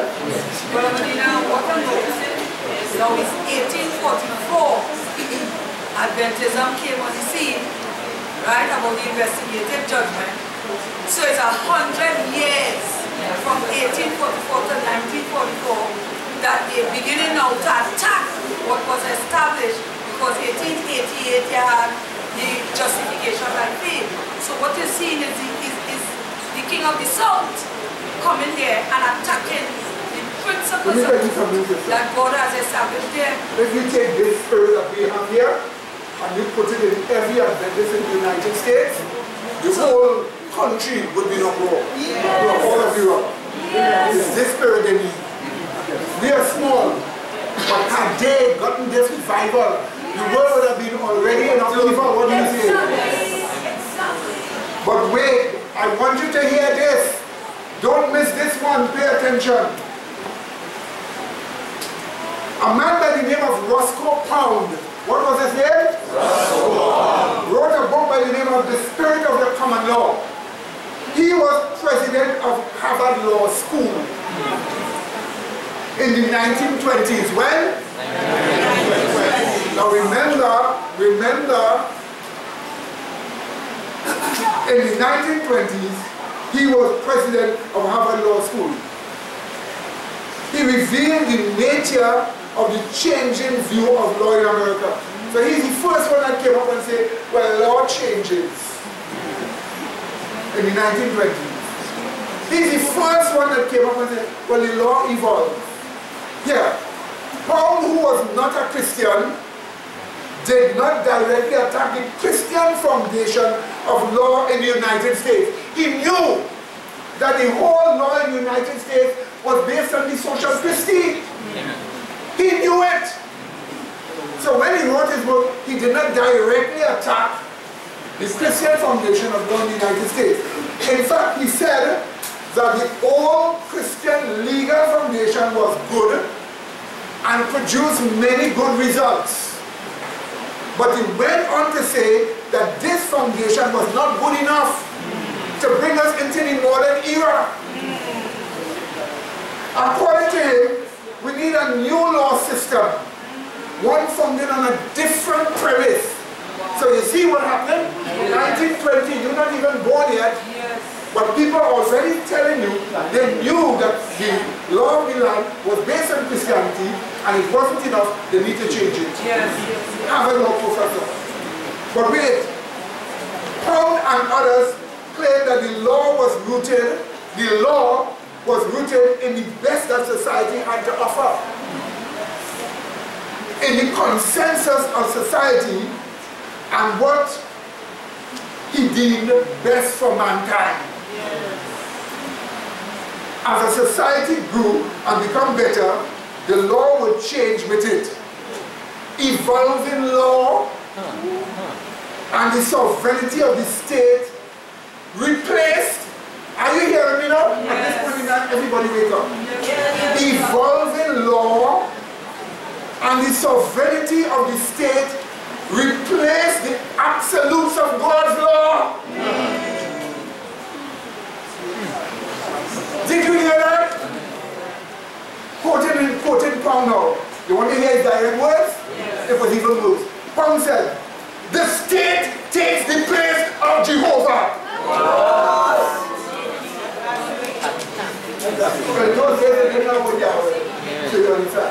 He said the state takes the place of Jehovah.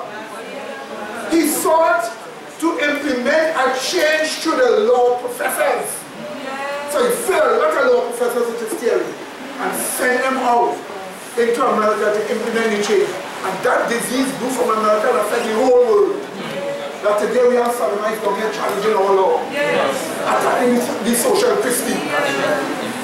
Many in the judicial system began to embrace this evolutionary view of law. In the words of Charles, listen to this next rebel. You ready?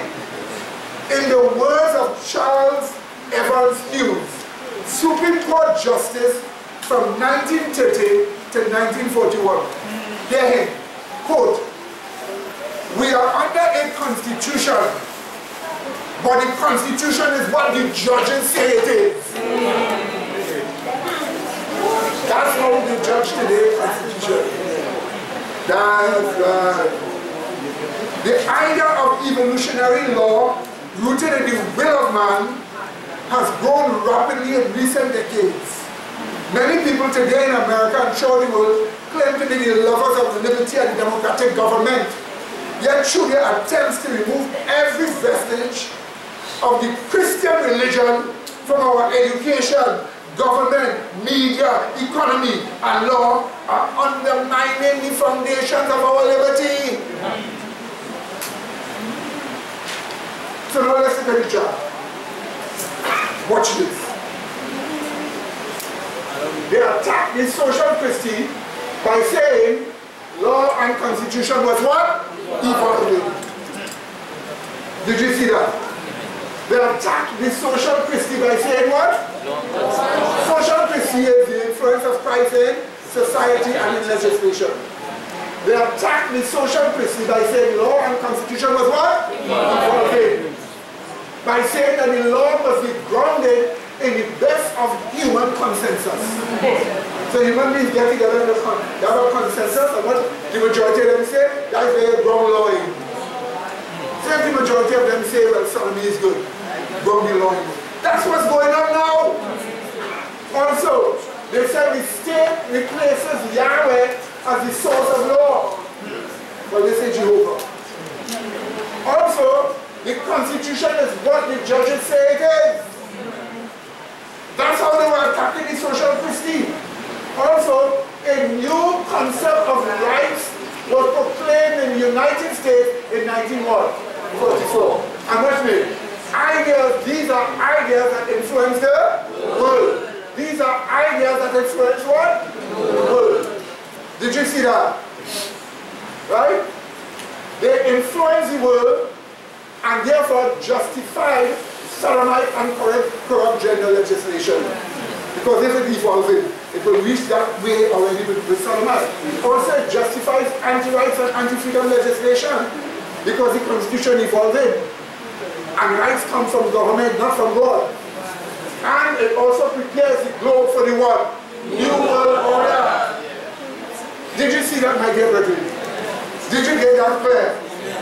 Remember that? Yes, brother. As they speak in such strike my mind is that one more shocker happened. What strike my mind is that our people, these principles could only come out by our people who hated Christ. You understand? These concepts can come by people who hated Christ and want to do away with the rule of Christ over society. Now you can see how the social Christie.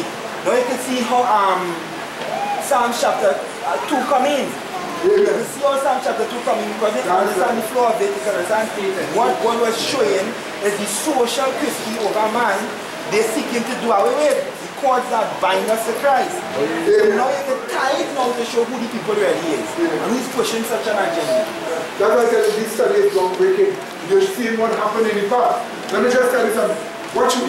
You see what chart you're going to look at? I am just giving you an introduction. A little backup introduction before I hit this. Here my introduction. Here the introduction. Watch. Concerning the Jews, we are told. That is an introduction. Concerning the Jews. Listen to this. The Jewish Revolutionary Spirit, page 971. Political correctness, what was the word? Was the final expression of Talmudic, of what? Talmudic redefinition of American discourse, which had begun in the 70s under the direction of Jewish critical theorists like Fish and Derrida. Now what does this show you? There were Jewish people who defined what political correctness was, but they got it from the Talmud. political correctness. Where did it come from? The Talmud, the Jewish Talmud. Where did it come from? Wake up! Where did it come from? That's where political correctness came from. But wait, page 1005.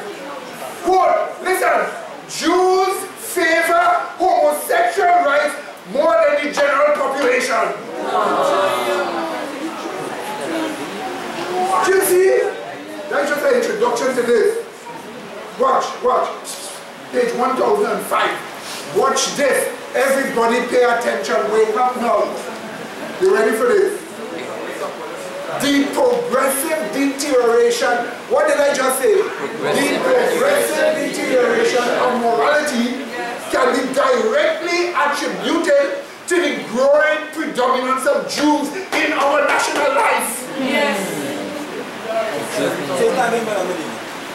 The progressive deterioration of morality can be directly attributable to the growing predominance of Jews in our national life. All these immoralities can be traced back to Jews. Yes. Now, let's come to this. That was just the introduction. Now let's come to this. Pay attention. It was Jews working in the body politic like a cancer that removed the influence of Christianity from society, or that removed the social prestige. One of the chief canker gnawing away at the inside of the American legal system was the Hungarian-born Jew who immigrated to America by the name of Leo Fifa. He was a major one all during the 1950s to the 1970s, when you see abortion and all that kind of big battle going on, whether it should be legal, whether it should have prayer in school. Who do you think was behind it? Leo Fifa, a Hungarian-born Jew who was professor of constitutional law in the United States. Are you listening to this? Amen. So you're getting the history. Watch this. I quote. The name of the book is by E. Michael Jones, Libido Dominandi, Sexual Liberation and Political Control, page 541. Listen to this. Are you hearing me? Don't be weary now. Keep your mind up now. There's a blessing in this. Follow. During the 15 years prior to FIFA's talk, America had quite simply revised its culture to eliminate laws which conflicted with sexual liberation.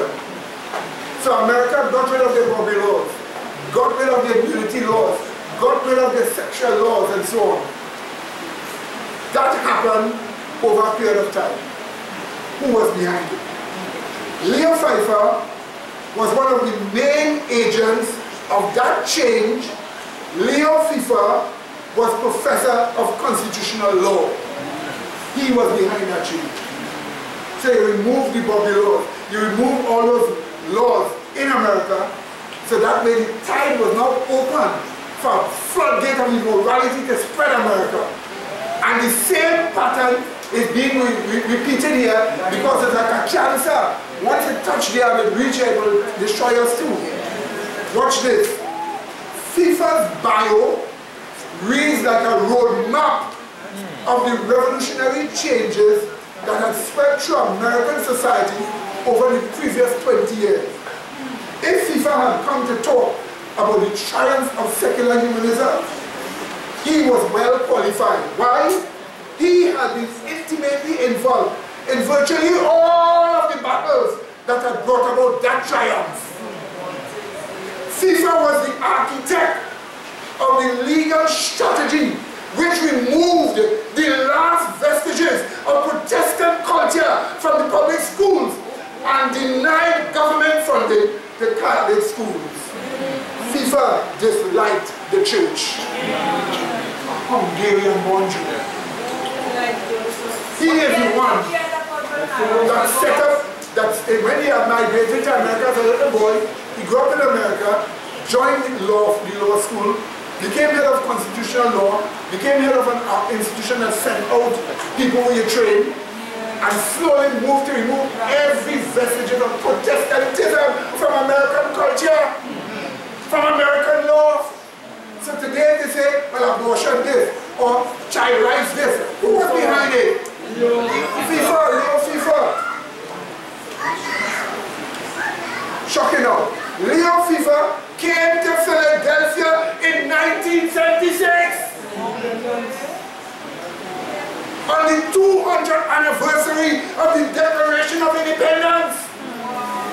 Declared victory in the culture wars and proclaimed the triumph of secular humanism. So they had this big meeting and he came up and he proclaimed Christianity was dead in American law. Secular humanism had won. In 1976, the 200th anniversary of the Declaration of Independence. And we now became a republic. Leo FIFA and the Rockefellers and the whom? And the purpose of their efforts was to weaken the revolutionaries' main enemy, the Catholic Church. Because the Catholic Church had power in the United States at that time. The geniuses of this revolutionary plan lay in its use of sexual passion as a means of social control. So these Jews working out well. You want to control people? Use the sexual passion. If you tell them it's your right, legislate it. But whenever you're legislating passion, you're forging chains for people. So what you chatting about? Philadelphia what? Come on, Philadelphia what? 1976. That was the what? Of the Declaration of Independence. Leo FIFA came there to declare what? Victory in the culture war and the what? The triumph of secular humanism. What does that mean? This is the free, unhindered advance and reign of anti-masculine, anti-patriarchal feminism.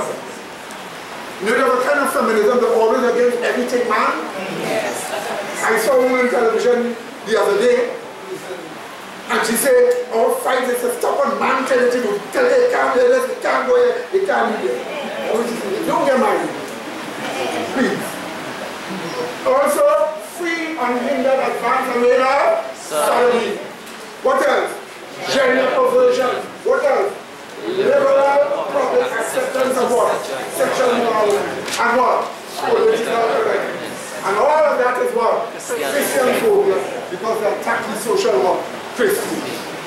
Did you get the child done now? Yes. Did you catch it now? Yes. Listen.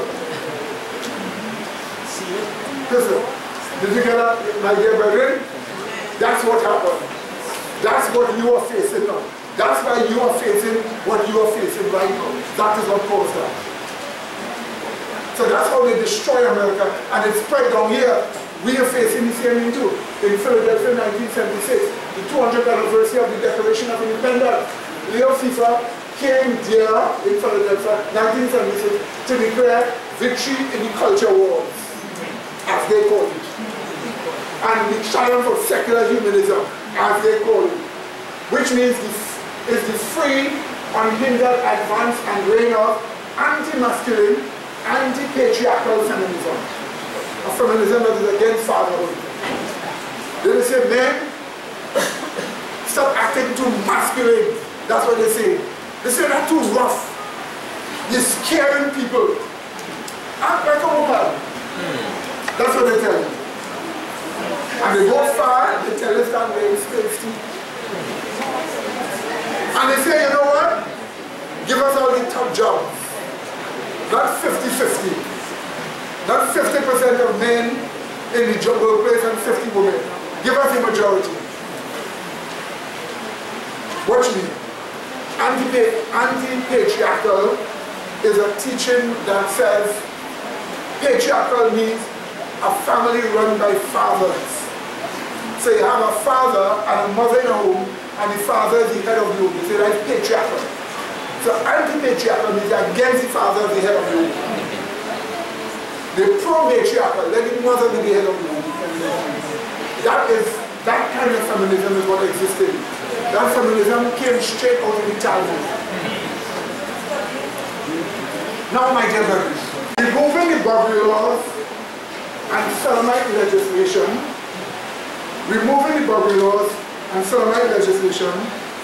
are meant to use human sexual passions against them.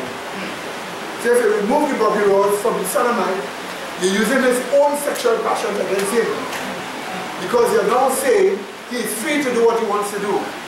By that he becomes more a slave to his own passions. But since you legislate his passions, you now control by legislation what? His passion.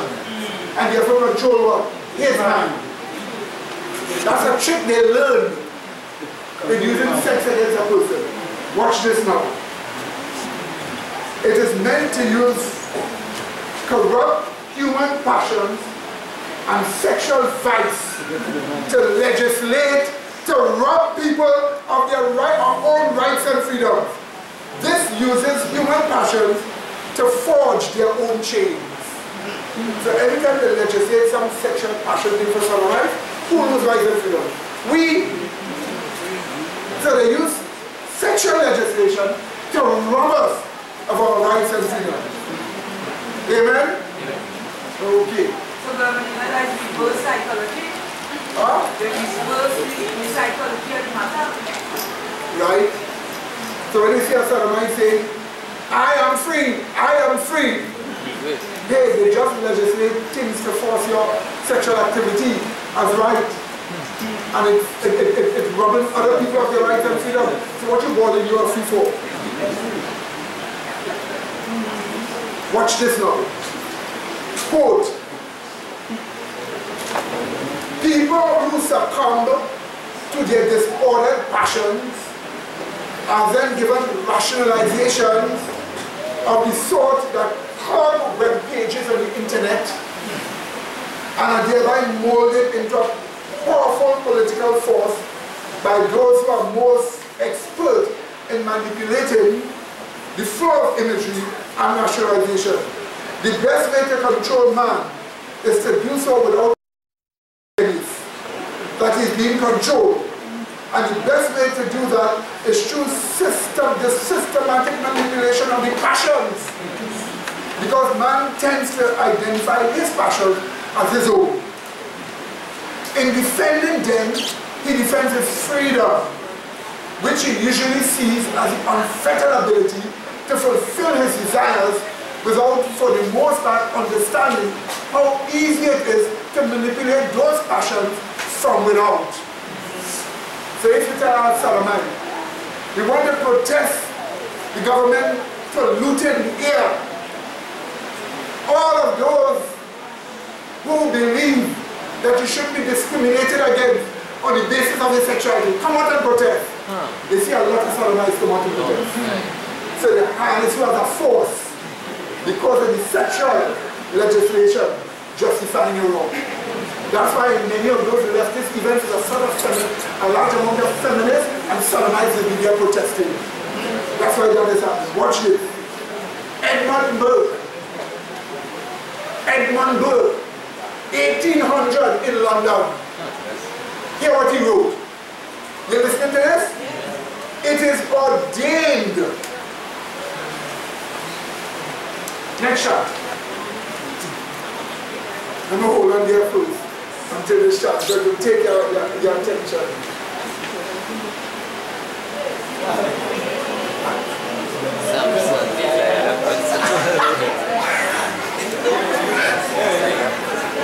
Using sex as a means of what? Political control. That's the science for the liar principle. That's where the Jews got it from. Come on, man. Wake up. We'll look at this in a while and then we'll stop there afterwards. Watch this. Edmund Burke, 1800, London. It is ordained. It is what? Ordained in the eternal constitution of things that men of intemperate minds cannot be free. Their passions forge their fetters. Let us go. What do you say? Beautiful thing. Beautiful thing. So quickly,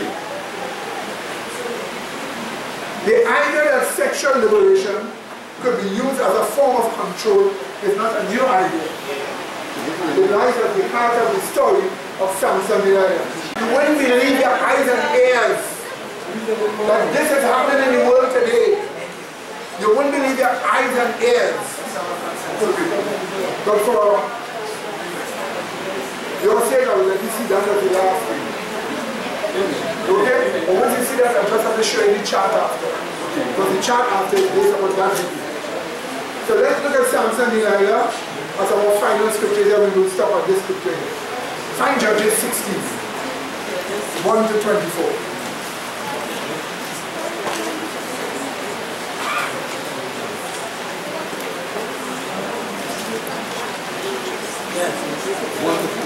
Judges 16,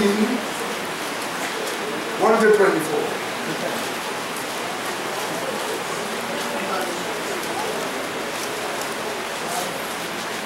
Now you know the story of Samson. Samson was designed by God to be the greatest judge in the history of Israel. There was to be nobody else ever like him again. This man had a strength.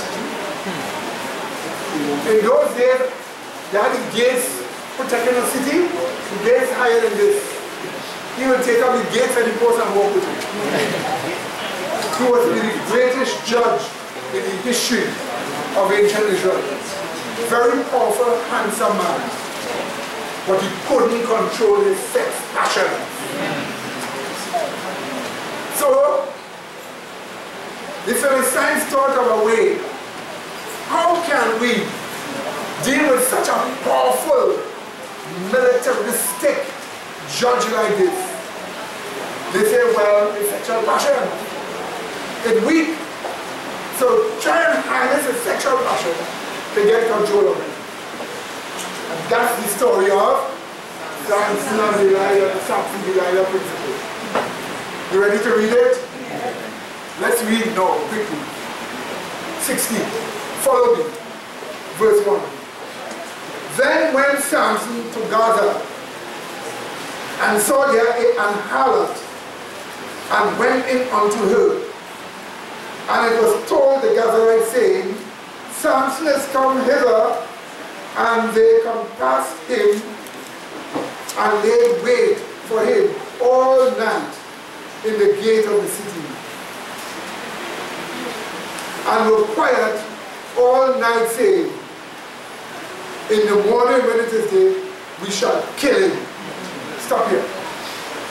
Gaza at that time had belonged to the Philistines. The Philistines had done something very evil to Samson. Samson was married to a girl who was a Philistine. They used the woman, the Philistine woman, to betray Samson. Samson would go in Israel and then come back 3 months later to meet his wife. So what did they do? Samson killed a lion, and when he passed back a couple of weeks, the sun was so hot to dry up the lion carcass. Bees had went there and made a nest and had honey. So he passed the sun, he take the honey, eat some and give his parents some. But that is the same lion he had killed that ripped the jaw, right? Yeah. Good. So when he went back to Gaza, where his wife was, he came with a riddle and he told him, sweet out of what? Sweeter than honey, out of strong. Right, that's right. Out of something. The sweet out of the dead or something like that. Something like that. Cake for meat, out of the apple. Right, out of the strong, right. You know it. So here's what happened. None of the Philistines ask Samson, you know, give us some talk, you know, and he tell them the riddle. None of them could have answered. So they hatch a plot. They say his wife is a Philistine, like us. If we can't answer, we have to give him 100 garments and sheets and all kind of things. Yeah. Tell his wife, find it out for me. So his wife come crying, I have no wife and you wouldn't tell me. And so I said, oh my God. Tell her, don't tell anybody that. And he tell her, because she don't go and tell him already. So Samson came and tell him, so you ready to tell him already? And he started playing the thinking. And they reasoned. And then they give him the answer. But how they give him the answer, he knew it came from his wife. Because the answer is either a reduction criticism and a source criticism of the statement you see come from his own wife, which comes from him. So he knew she betrayed him. Yeah. He said, okay, so I have to get 100 crores and something else, and take a weapon, and he went and he killed 100 Philistines, and take what he got from them and give them to them. They're glad they get it, but then the Philistines shocked. One man kill 100 people in such a short time? That is a terrible enemy, we're in trouble. And that is the reason why they now lay a plan to kill him. But Samson went and do something. He catch a large amount of foxes, not plenty of those, but almost a month. Tie the two tails of them together, and you know foxes have bushy tails. Set the tail afire and let them go in their field. And as the two running so to get away, some fire blowing on their field. When the people saw such a tragic loss, they said, we have to kill this man. But they noted that he had a problem with sex. So they see him go down in a place, and he's gone for a prostitute. And they outside waiting for him. But the man spent the whole night with the prostitute. But he's a man that had energy. And he would do his corruption when the prostitute until he tired so much that he's sleeping, they could tie his hands to anything he wouldn't do. That would happen later on, eh? So here's what happened. I see some people smile. Don't smile. Don't sell yourself out. Don't sell yourself out. Right. Verse 3. Verse 3. And Samson lay till midnight, and arose at midnight, and took the doors of the gate of the city, and the two posts, and went away with them, bar and all, and put them up upon his shoulders, and carried them up to the top of a mountain, not hill, that is before Hebron. Could you imagine that? Something taller than this building. You rip it off the ground, put it on your shoulder, anybody shoot any arrow in the gate, they shoot it up. And you walk up a mountain with it. So now these people, they get trouble. They say, this man is a dangerous person. He is going to destroy us. We have to find a way to destroy him. So they talk and they decide to use Samson's sexual passion against him by using Delilah. If we could use his sexual passion against him, we could find out the source of his strength and take it away. And we could do what we want. And he can't destroy us. So let's find out the source of his strength. Let us use his sexual passion against him for political gain. That principle is the principle behind something. Using sexual passion for what? Political gain of the socialists. Because they're legislating away your freedom. That's the same thing. Are you hearing me? Yes. Brethren in St. Vincent, you better pay attention to this. All of you all. And wherever else. Let's read. And it came to pass afterwards that he loved a woman in the valley of Sorek, whose name was Delilah. You see, there's the problem with this guy. All you only have is liking for strange women. You know, you have some men here, they are Christians, and they just love the woman with plenty jewelry and short skirt and lighter line. So where these guys get this appetite for these Christian guys? Girls like that don't make good mothers. Because if the morality is so low, when they make children with same no morality, and then don't train them. So the next generation low, and the next one lower. That's the means Satan has decided to use women. That's how Satan has decided to use women to destroy society. Because the Bible always tells us that morality, and this is why I said it in the Adventist home, is in the hands of the mother who trains her child from her bosom. Amen? Amen? Let's move. It goes on. Verse 5. And the lords of the Philistines came up unto her and said unto her, entice him, and see wherein his great strength lieth, and by what means we may prevail against him, that we may bind him, to afflict him, and we will give thee, every one of us, 1,100 pieces of silver. Oh boy, prostitute Delilah thinks she's becoming a millionaire in their terms overnight. Because if the lords of the Philistines had 7 lords, if the 7 lords give me 1,100 pieces of silver, listen, just one piece was like a wealthy person. So she can get flustered. But you see, prostitutes don't really love her. They can't really love a man so well. Because remember, indulging in that sexual passion with plenty people does something to the psyche. They have to come away from it for a while, be in the truth for a while, and then you can love. Are you listening to me? So that's why you have some men running after a woman who whine and figure if you just give her money, give her house, give her land, give her food, lie with her, she will change. No, no, no, no, no, no. She will show you as much favor as she could, but you will never be ideal. She had to repent first. What did he say? Stop it. Change. And then she may be able to.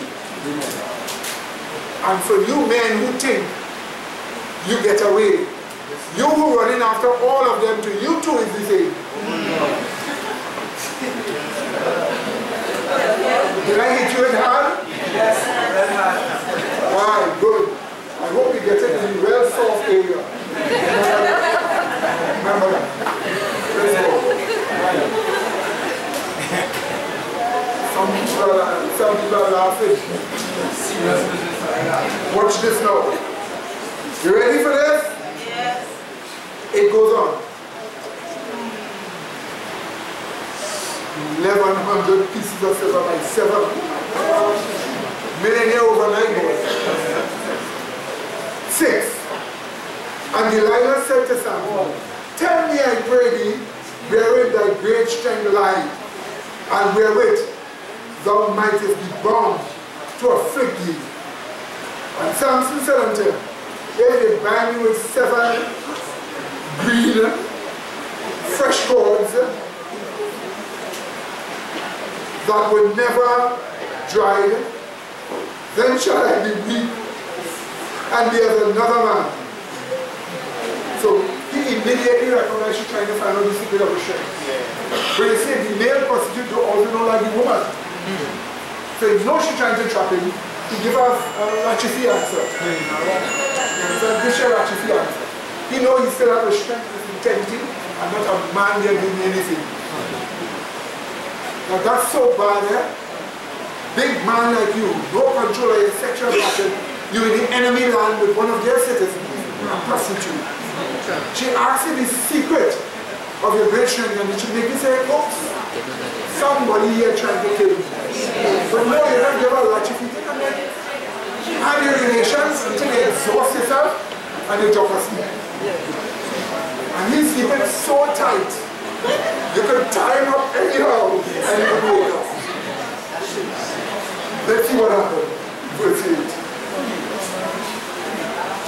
Then the lords of the Philistines brought up to her 7 green cords with which had not been dried, and she bound him with them.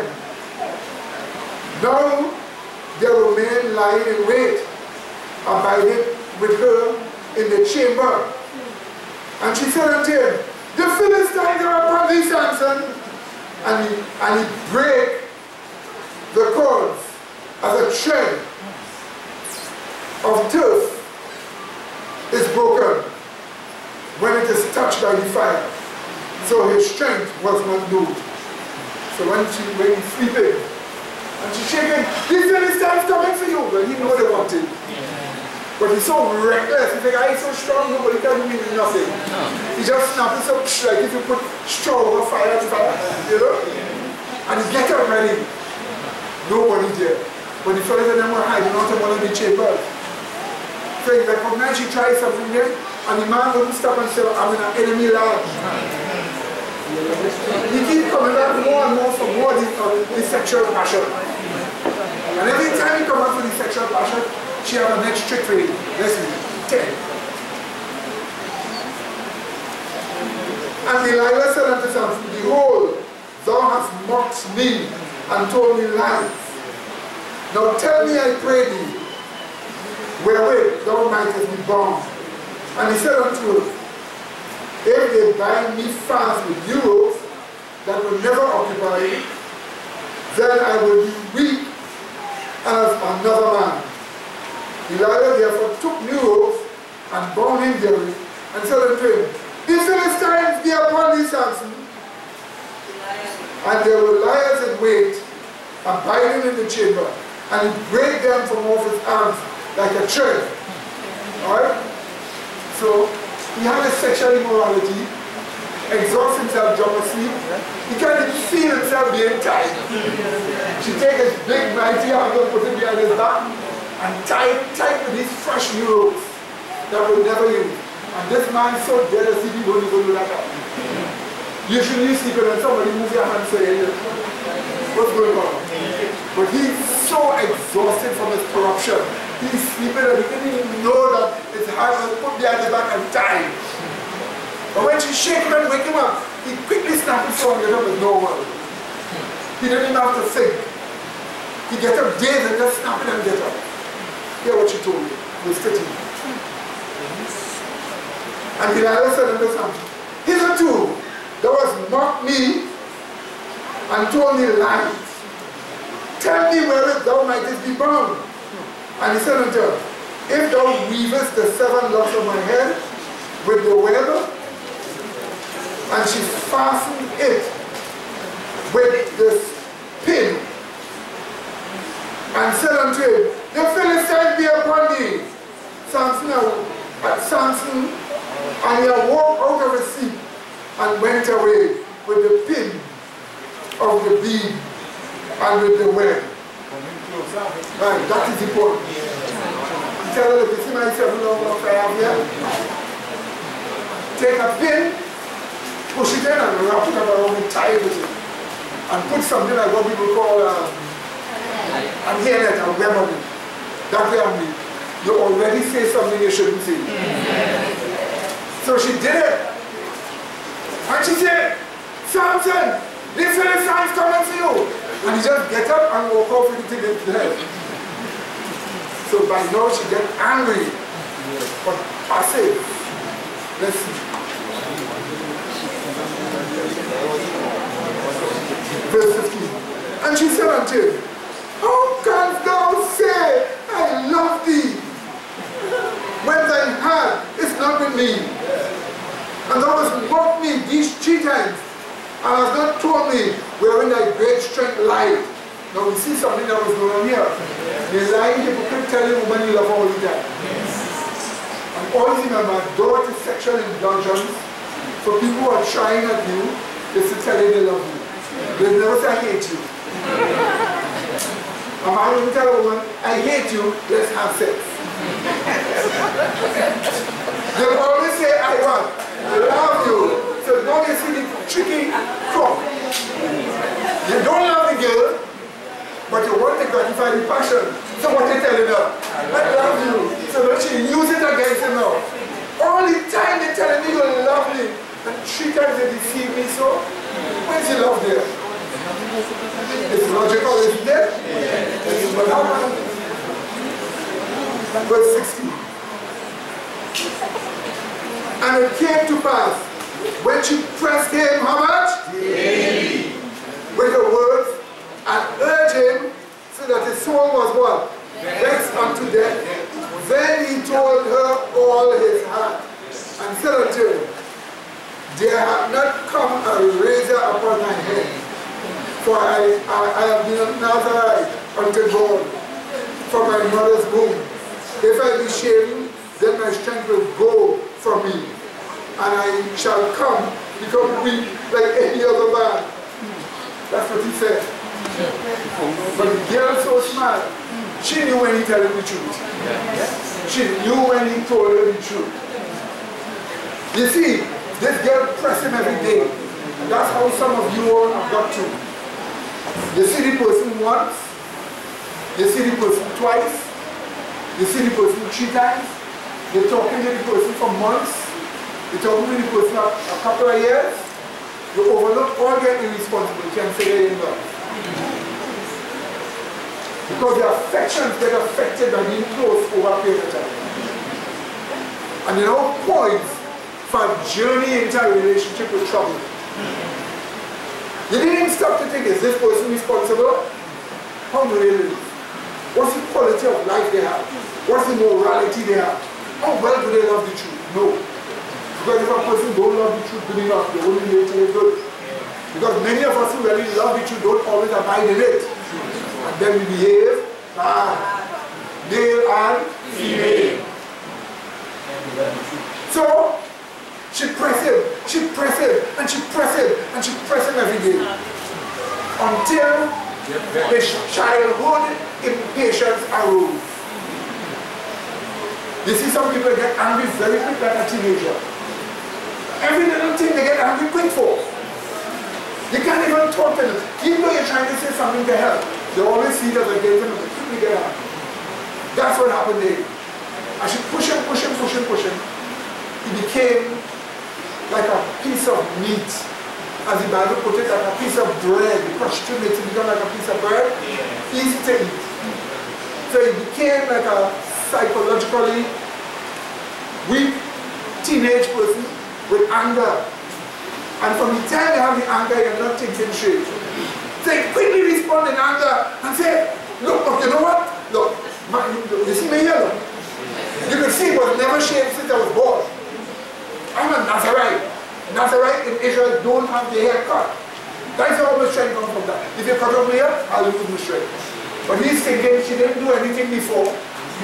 She will do it now. So you know what she did?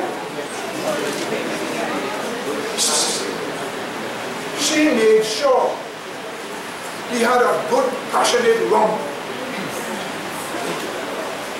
And she engaged him sexually with a good, passionate rump, knowing she would exhaust him and he would sleep tight.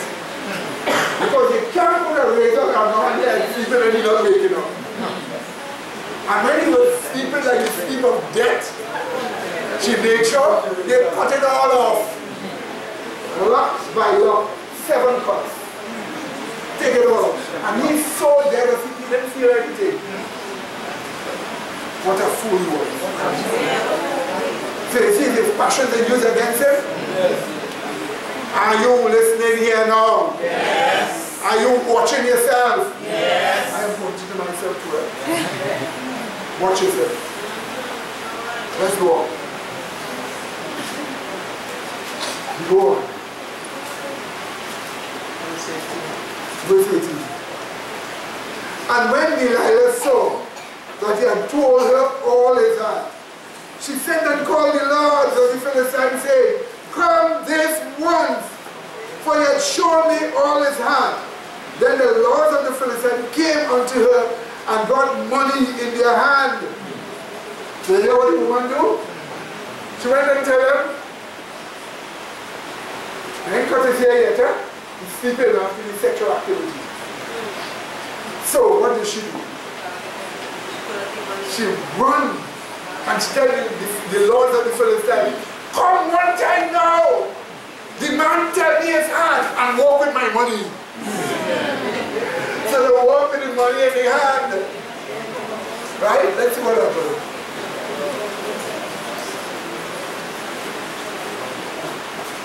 Verse 19. And she made him sleep upon her knees.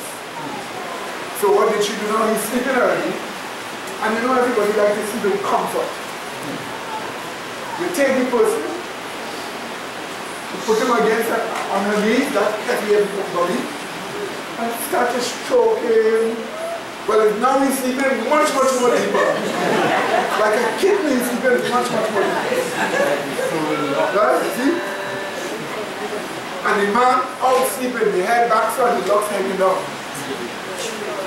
Did you see that, my dear baby? And now he's sleeping. That's why women can do a lot to help men, but they also can do a lot to destroy men. You see? That's why as a woman, watch your mouth, watch your behavior. But have your Christ and lay it right. What do you say? Amen, baby? Not just you to a man, and watch yourself to her. Because you're sleeping like a dead person in an enemy nation on the lap of a woman who tried to trick you over and over and feel no danger because you can handle it all. I tell you, that passion, when you see a man following that passion after those problems, he feels he can handle everything. He could do everything. He could run and get away, and he could practice deception, and he figured he could do everything. That's how he feels. But you see, the passion itself is the problem. Because they don't have Christ when they knows passion. And once they knows passion, and you don't have Christ, anything can happen. Evil angels can set you up. Like the time the cameraman passed by and get the picture, they didn't even know. Like the time the phone was taping your voice, and they didn't even know. Like the time the people were watching and they didn't even know. Heated upon your passion. And that is the reason why you got to give everything up for Christ. What do you say? Amen. You didn't hear me? Yes. Watch this now. Verse 19. And she made him sleep upon her knees, and she called for a man, and she caused him to shave off the 7 locks of his head. And she began to afflict him, and his strength went from him. So here's what she began to do. So watch me now. And the fella cut off his hair, she began to slap him up and hit him up. And she recognized his hand moving weaker. You know the big mighty stone will just fly up? No, not so this time. He just seemed to be moving weak. The word, the Hebrew word means abusive. She started calling him out for your foolish Israelite, you stupid fool, you big unthinking gook, you know, all kind of things. The Bible says she was abusing him. That's what she is. And slap him a bit and cuff him up a bit. And the man just weak. So she recognized it work. Let's see what happened.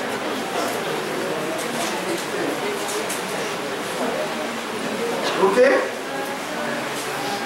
And she said, verse 20, the Philistines be upon thee, Samson.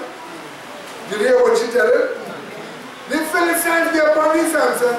And he woke out of his sleep and said, I will go out as the other times before and shake myself. And he wist not that Yahweh was departed from him. He didn't know.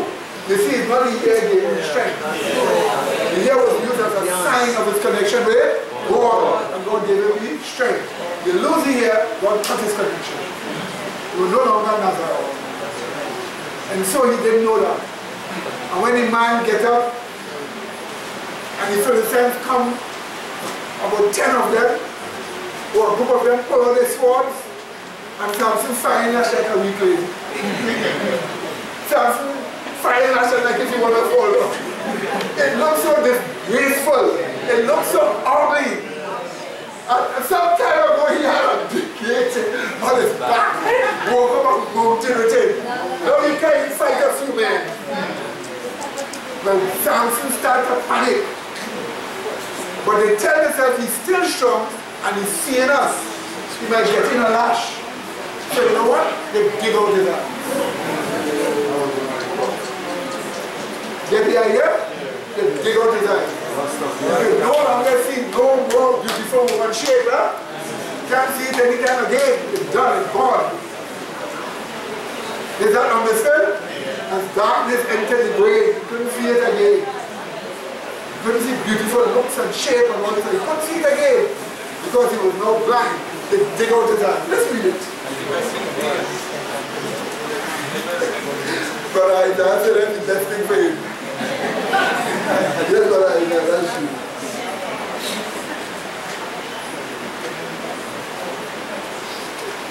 Yes, let's read on now. But the Philistines took him, verse 21, and put out his eyes, and brought him down to Gaza, and bound him with fetters of brass, and he did grind in the prison house. So here's what they say, you know what? We don't kill him yet. We'll kill him next time. This man still has strength in his body. Let's use him to make money. So they bind him in fetters. Could you imagine Samson's eyes bleeding? He can't see. So it started to rot here and heal. Kind of rot here. And he's going with his hands bound. Big, muscular, powerful man. And put him in a prison which had a mill. And I was pushing it all the way going around. Grinding for them. And a better do it or else.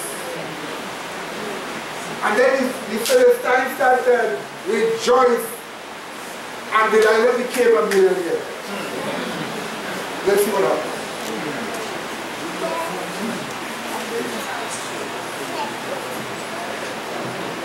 Right? Verse 22. Howbeit the hair of his head began to grow again, and after he was shaved. So he spent a long time here. Months and months working as a slave. And his hair started to grow back. But it didn't grow back that long, eh? Like some of you always experience this. When you're young, your hair goes long, long, long. When you're cut it as an adult, it never gets back that long. No matter how you try. So great. And it never became long again.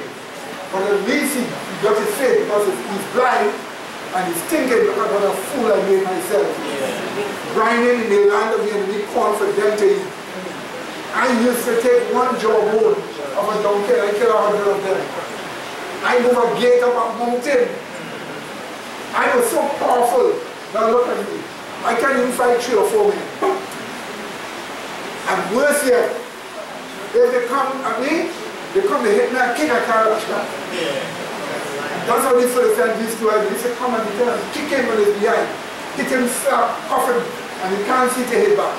Spit on him and call him all kind of nasty names. He enjoyed the fate. His hair started to go back. But then the Philistines wasn't satisfied with the victory they had gotten over him. They decided they want to show him more openly. They called their people to come to a big, huge temple they had. The temple was held up in a certain spot by 2 huge pillars, which caused the other pillars to hold it up, where it was built by the mountain. So if you take these pillars, the other part of the mountain here, will appear to hold up, but the whole thing will fall. And so, they called a day and said, let's have big rejoicing for our God and celebrate victory over Yahweh and over his horn. And you know this story. He had prayed now his Lord to forgive him. But God forgave him, but he didn't send back the strength yet. And God gave him an idea. God told him, this time you're going to take on all the 7 lords, Delilah, and more than 7,000 of them. But you know what? You wouldn't survive it.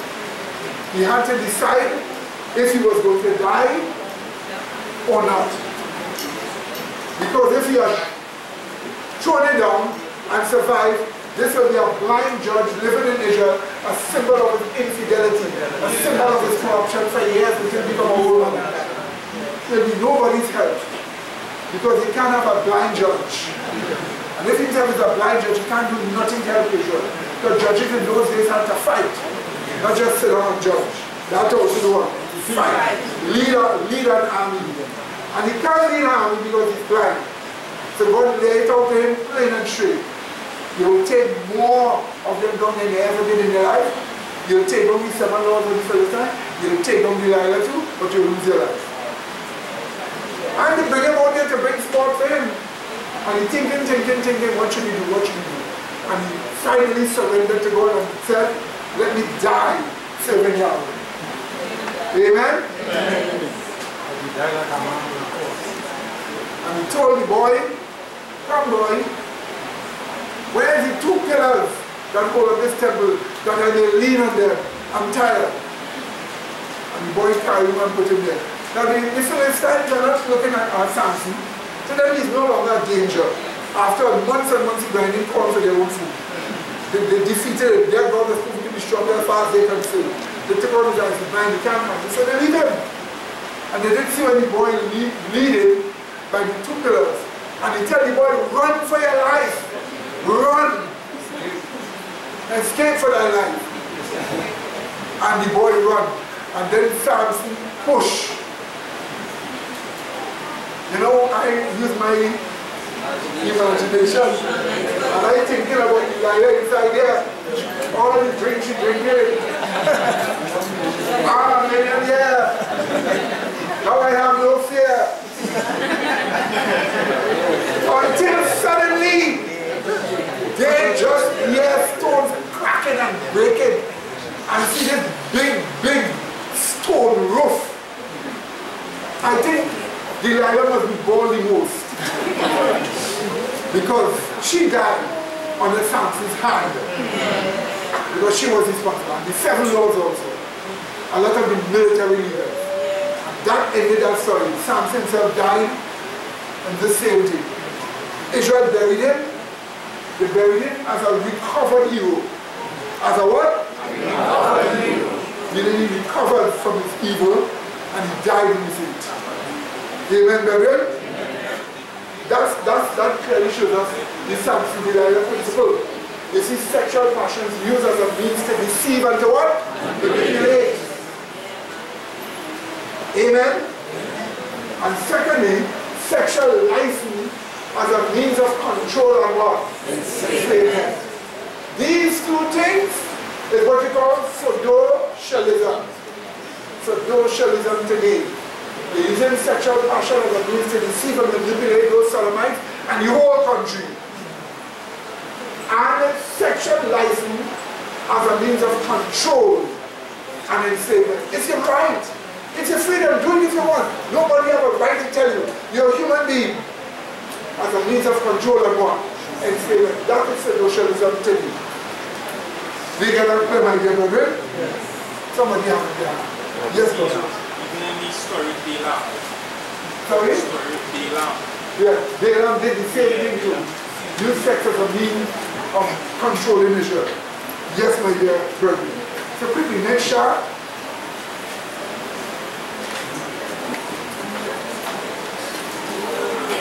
So you know what Sodocialism means.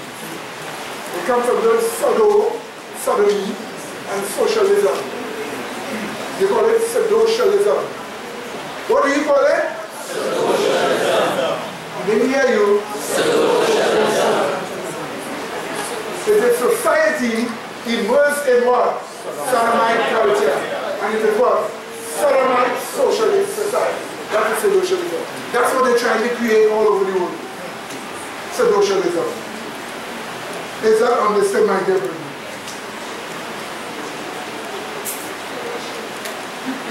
So, are you ready for the movie now? Yes. The show? Yes. Homosexual marriage wherein same-sex marriage was allowed in Noah's day. As I stated in previous videos, global homosexual marriage was the final sinful act of the people that brought on the flood of Noah. Hence the reason they use a rainbow to this day to mock the Lord that sent that flood. And so, as you're about to see in the following video, California is planning to ban the Bible because the truth it contains about homosexuality is offending those that embrace such sinfulness. Check this out. All right, Travis, talk to me about this bill. This is essentially criminalizing religious beliefs, and I don't mean to speak in hyperbole here, but if this bill were to pass, would this prohibit the sale of the Bible that teaches these things about sexual morality? Well, literally, according to how this law is written, yes, it would. This is, PC culture, politically correct culture, gone horribly awry. This is really directly hitting at our First Amendment rights as American citizens.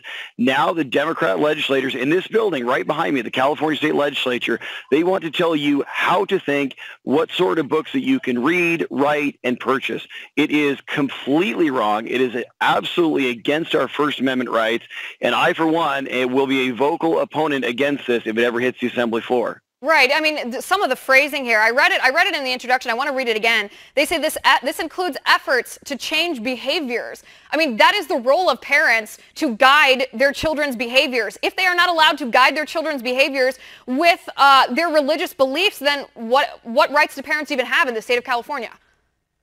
Which is exactly right. I mean, this is what the Democrats are trying to do in California. This is how bad it's gotten, how far away the California Democrat Party's actually gotten away from even just normal Democrats here in the state of California. They want to tell people how to think, what sort of books they can read, what books they can't read. Remember, this country is founded upon the freedom of expression, and now the California Democrats want to take even that away. Right, and tell me, I mean, you're in the Assembly, you work with these people, I know you respect your colleagues, but who is behind this? This is the whole liberal agenda. I mean, this is what they've been trying to do now for decades, literally in California. It's just gotten so bad because no one's been able to stop the Democrats in California that now their true designs are really starting to show themselves. This is all of the Bay Area liberal elite groupthink that we're now seeing in the chamber behind me. Remember, the California legislature has been run for 39 of the last 40 years by the Democrats in California. They have supermajorities in both the Senate and the Assembly that was only broken recently by their own expulsions over sexual harassment allegations. So, I mean, look, it's not as if these guys are a clean house. These guys have been trying to do this for a long, long time. It started out with, this whole concept of politically correct speech, which, thank God, has been blown out of the water by our president, Donald J. Trump. Now they want to tell you not only, what is it polite to say, but here's what you actually can say, what you can't say. Here's the sorts of books you can read and can't read. And by the way, as this bill is written, it would be banning the Bible in California. Right, and there is some irony, by the way. I want to go back to that point you made. There is some irony that the same party who lost their majority because of sexual immorality wants to ban books that are guidelines on sexual morality here. And there you have it. Whether they pass the bill and make it law no longer matters. Christian prophecy is going to be fulfilled, and every sin known to man is going to be normalized, and the Bible that condemns it all will legally become hate speech in America and all around the world, in fact, just as we in the remnant church have been warning people about for decades. Pray for these lost souls, that they find Jesus and come out of the sinfulness that perverts their minds into thinking homosexuality is normal. Religious liberty is under threat in America. Hello everyone, welcome to this week's edition of Christian World News. I'm George Thomas. In Oregon, a couple refused to pay a $135,000 fine for refusing to bake a cake for a gay wedding. Well, now the state is threatening to place a lien on their home until the fine is paid. Abigail Robertson spoke with the Christian couple who say their constitutional rights are at stake. And guess what? They are not backing down. The trouble for Aaron and Melissa Klein began 2 years ago when a woman came into their bakery asking for a wedding cake. Usual day, she came in, sat down. I had some cake for her to try. I asked her for the bride and groom's name. She told me it was going to be 2 brides. At that point, I was apologetic. I said, I'm sorry, we can't do this, and I did not mean to waste your time. And she got up and walked out. That was the extent of the encounter. A few weeks later, the Kleins faced a civil complaint for failing to provide the couple equal service in a place of public accommodation, a citation equal to a traffic violation in the state. We were of the mindset that we were fully within our rights. I mean, everybody believes that adage, that we reserve the right to refuse business for, any reason. The couple originally sought just $400. The price of one of Melissa's custom cakes. But Oregon Labor Commissioner Brad Avakian decided they deserved more, awarding them $135,000 in emotional damages. He then ordered the Kleins to cease and desist from openly professing that they won't serve gay weddings because of their Christian beliefs. Since turning down the lesbian couple, the Kleins have had to close their business and have spent the past 2 years fighting to protect their religious liberty. And now they fight to protect their freedom of speech.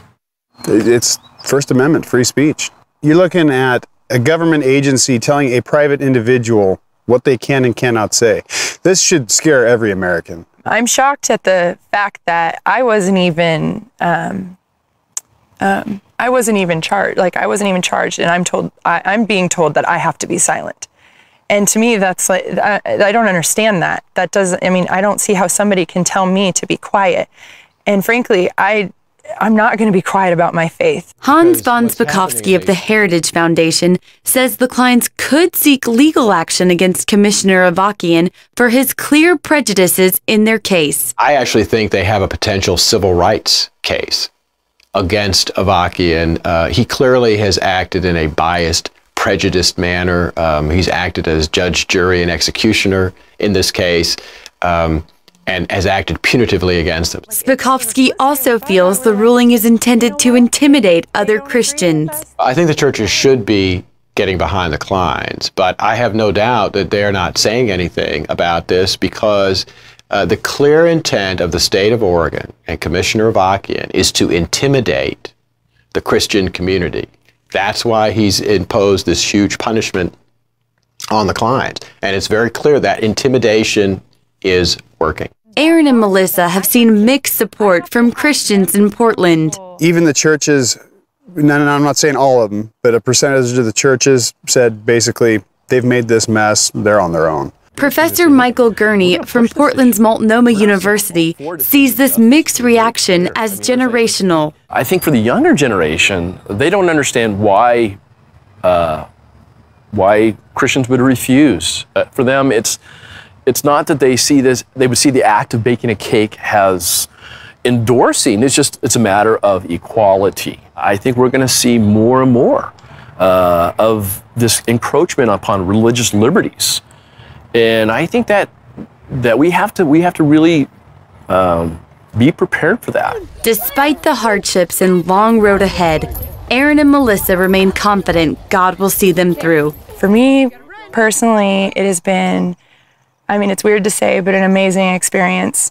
I've learned so much through all this. God has taught me to trust Him.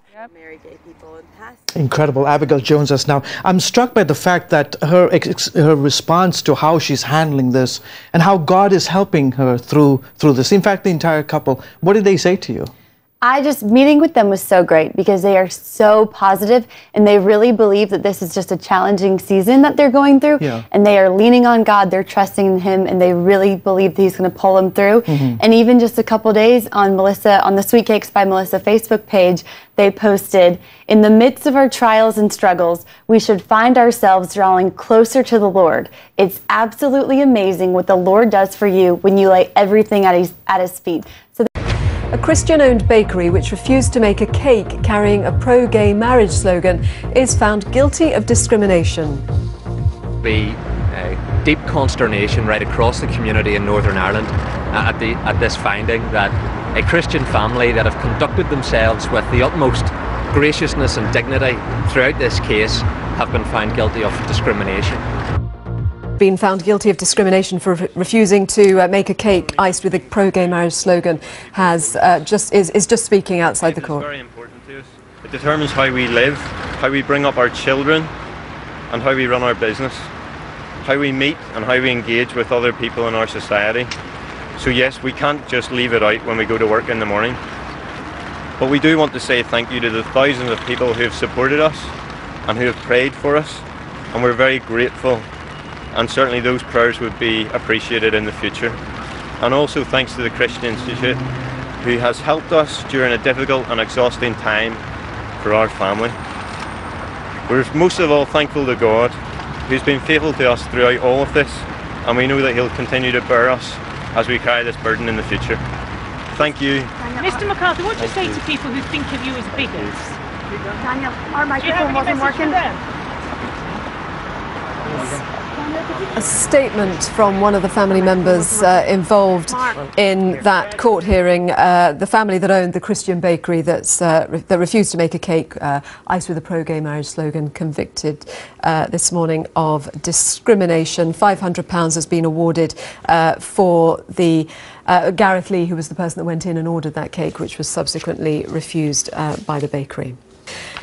Now, a Christian-owned baking company which refused to make a cake iced with a pro-gay marriage slogan has been found guilty of discrimination after landmark legal action in Belfast. Our Ireland correspondent Chris Buckler joins us now. There's been a lot of reaction to this ruling. Chris, just tell us more about the ruling itself and the impact it's going to have.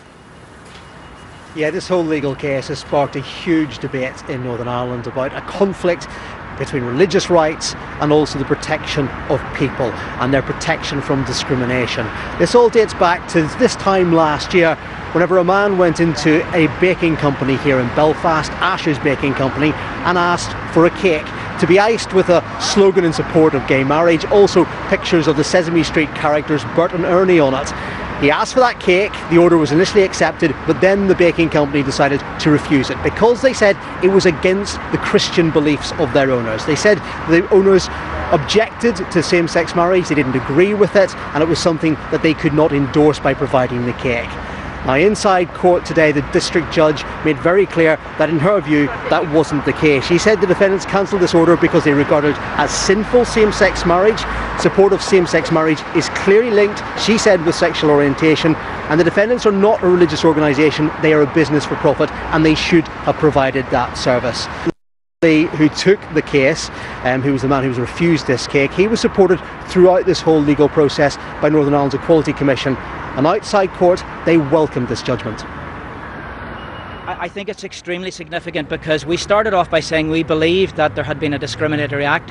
The judges upheld it, that both under sexual orientation regulations, political and religious opinion, that there were discriminatory acts and that there were no protections available under the Human Rights Act, both for a company limited by guarantee and for the individuals, and that a fair balance already exists in the legislation. This is confirming something rather than clarifying it. Now, it isn't going to quell this wider debate about this issue of rights and responsibilities and the conflict of them. Members of the Democratic Unionist Party, the largest party in Northern Ireland, were inside court for today's hearing, and they've been proposing a so-called conscience clause, a law that will protect people from having to provide goods or services if it conflicts with their religious rights. And it was very clear from what they said outside court today that they're going to push ahead with potentially introducing some kind of law, or trying to introduce some kind of law that would protect the likes of Ashers from being prosecuted in this way. Pat, a former Los Angeles County Sheriff's deputy was arrested for street preaching in London last week. He was arrested because he called homosexuality a sin. Heather Sells has that story.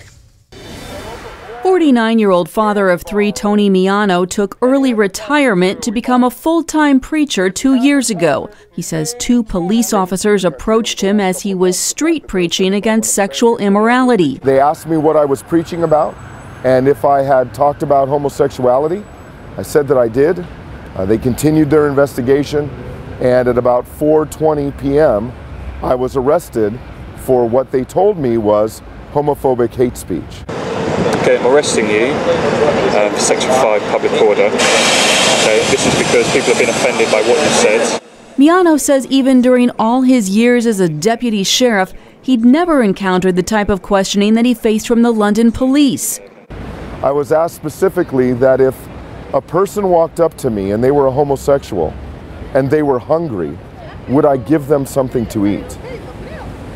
And I was a deputy sheriff in Los Angeles for 20 years. I served as an investigator. I've done many interrogations. And never once had I ever participated in an interrogation that was about somebody's faith. Miano's lawyer, working with the Christian Legal Center, initially told him he could be detained for a considerable amount of time. The magistrate could order you to stay in the country until the trial is completed, which could be 3 or 4 months away. Fortunately, Miano's lawyer was able to ensure his immediate release with no charge. About an hour or so later, the investigator came into my cell, and I was expecting him to say that the Crown prosecutors had decided to go forward with the case. But what he said amazed me, and I knew it was the hand of God. He said that the inspector has decided to release you with no further action. The Metropolitan Police Department was unable to comment on camera on the matter, but in a statement said that Miano was, quote, speaking through a public address system and was alleged to have made homophobic comments. He was arrested on suspicion of offenses under the Public Order Act and was released with no further action later the same day. Miano says he is deeply concerned at the lack of freedom to preach the Bible in a supposedly Christian nation. I find it astonishing that here in Great Britain, that someone like me could come to the streets of London, open up my Bible, preach from the Word of God what the Bible says about all sin, and then when I specifically mention a pet sin of the society, in this case homosexuality, I'm demonized. I'm vilified. I'm treated like a criminal. The Christian Legal Center says while Miano was able to walk free for now, it expects his arrest will simply be the first of many more to come. They want the men to be in dresses. They want the men to walk down the runways, the models, wearing dresses and skirts.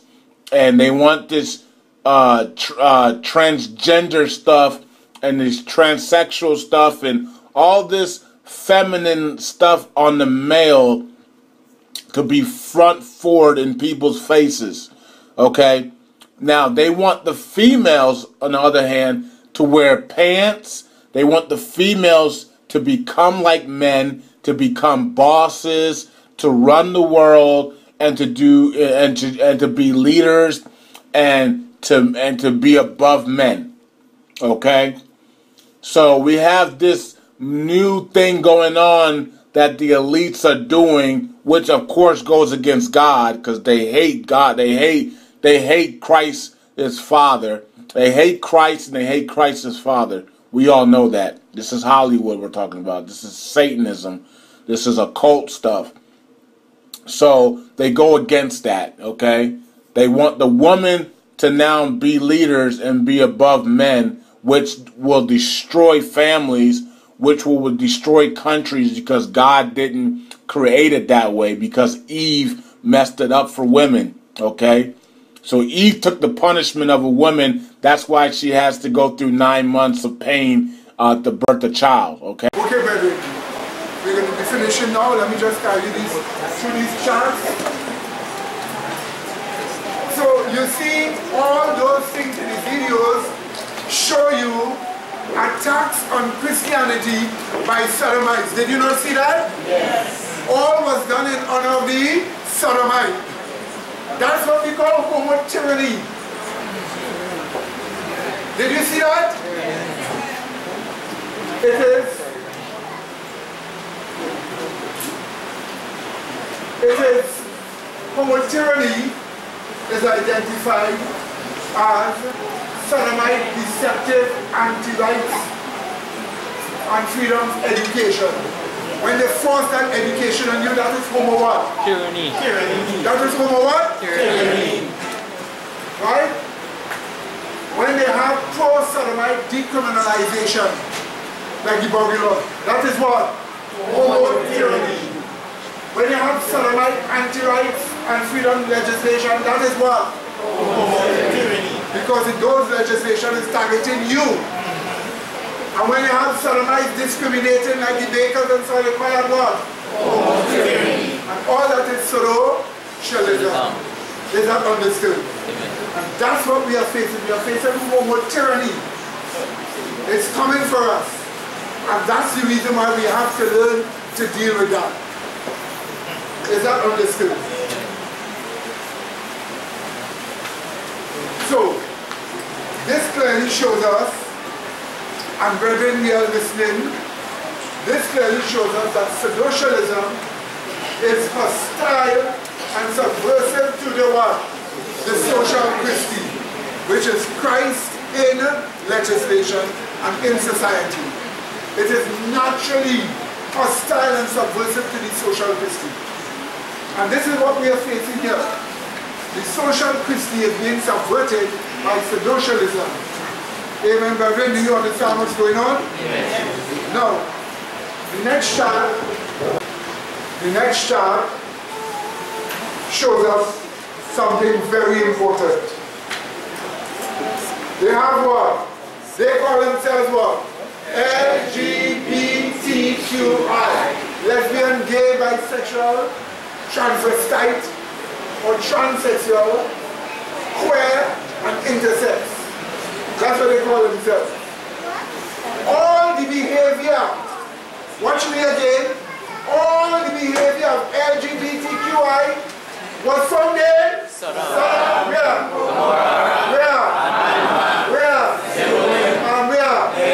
which became so on.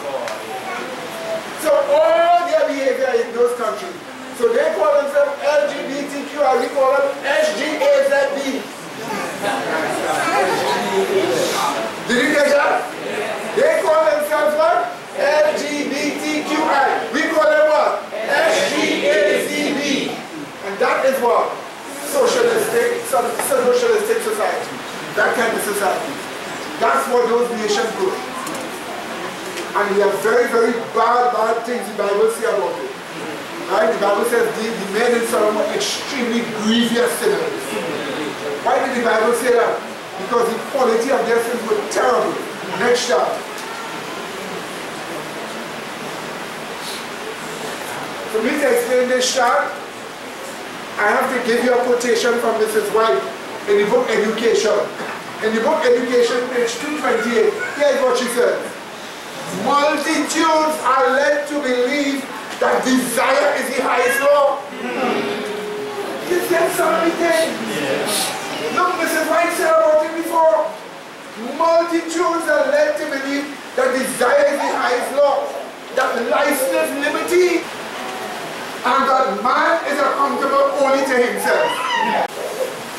With such teaching, given at the very outset of life, they training children these things in kindergarten now. I heard them say in Trinidad and Tobago, a woman was calling for a certain type of sex education. The same kind that is in America, where you train them sex education from kindergarten. So apparently Mrs. White knew this was going to happen, and she says, with such teaching given at the very onset of life, where impulse is strongest, and the demand for self-restraint and purity is most urgent. Where are the safeguards of virtue? What is to prevent the world from becoming a second Sodom? End of quote. This clearly means that the burglary laws and other what? Sexual offensive laws are what? Safeguards for virtue. That's right, everybody. Safeguards for virtue in our country. And since they are safeguards for virtue, remove them and virtue goes out the door. Amen, brethren? Did we get that, my dear brethren? Yes. Right, next and final chart.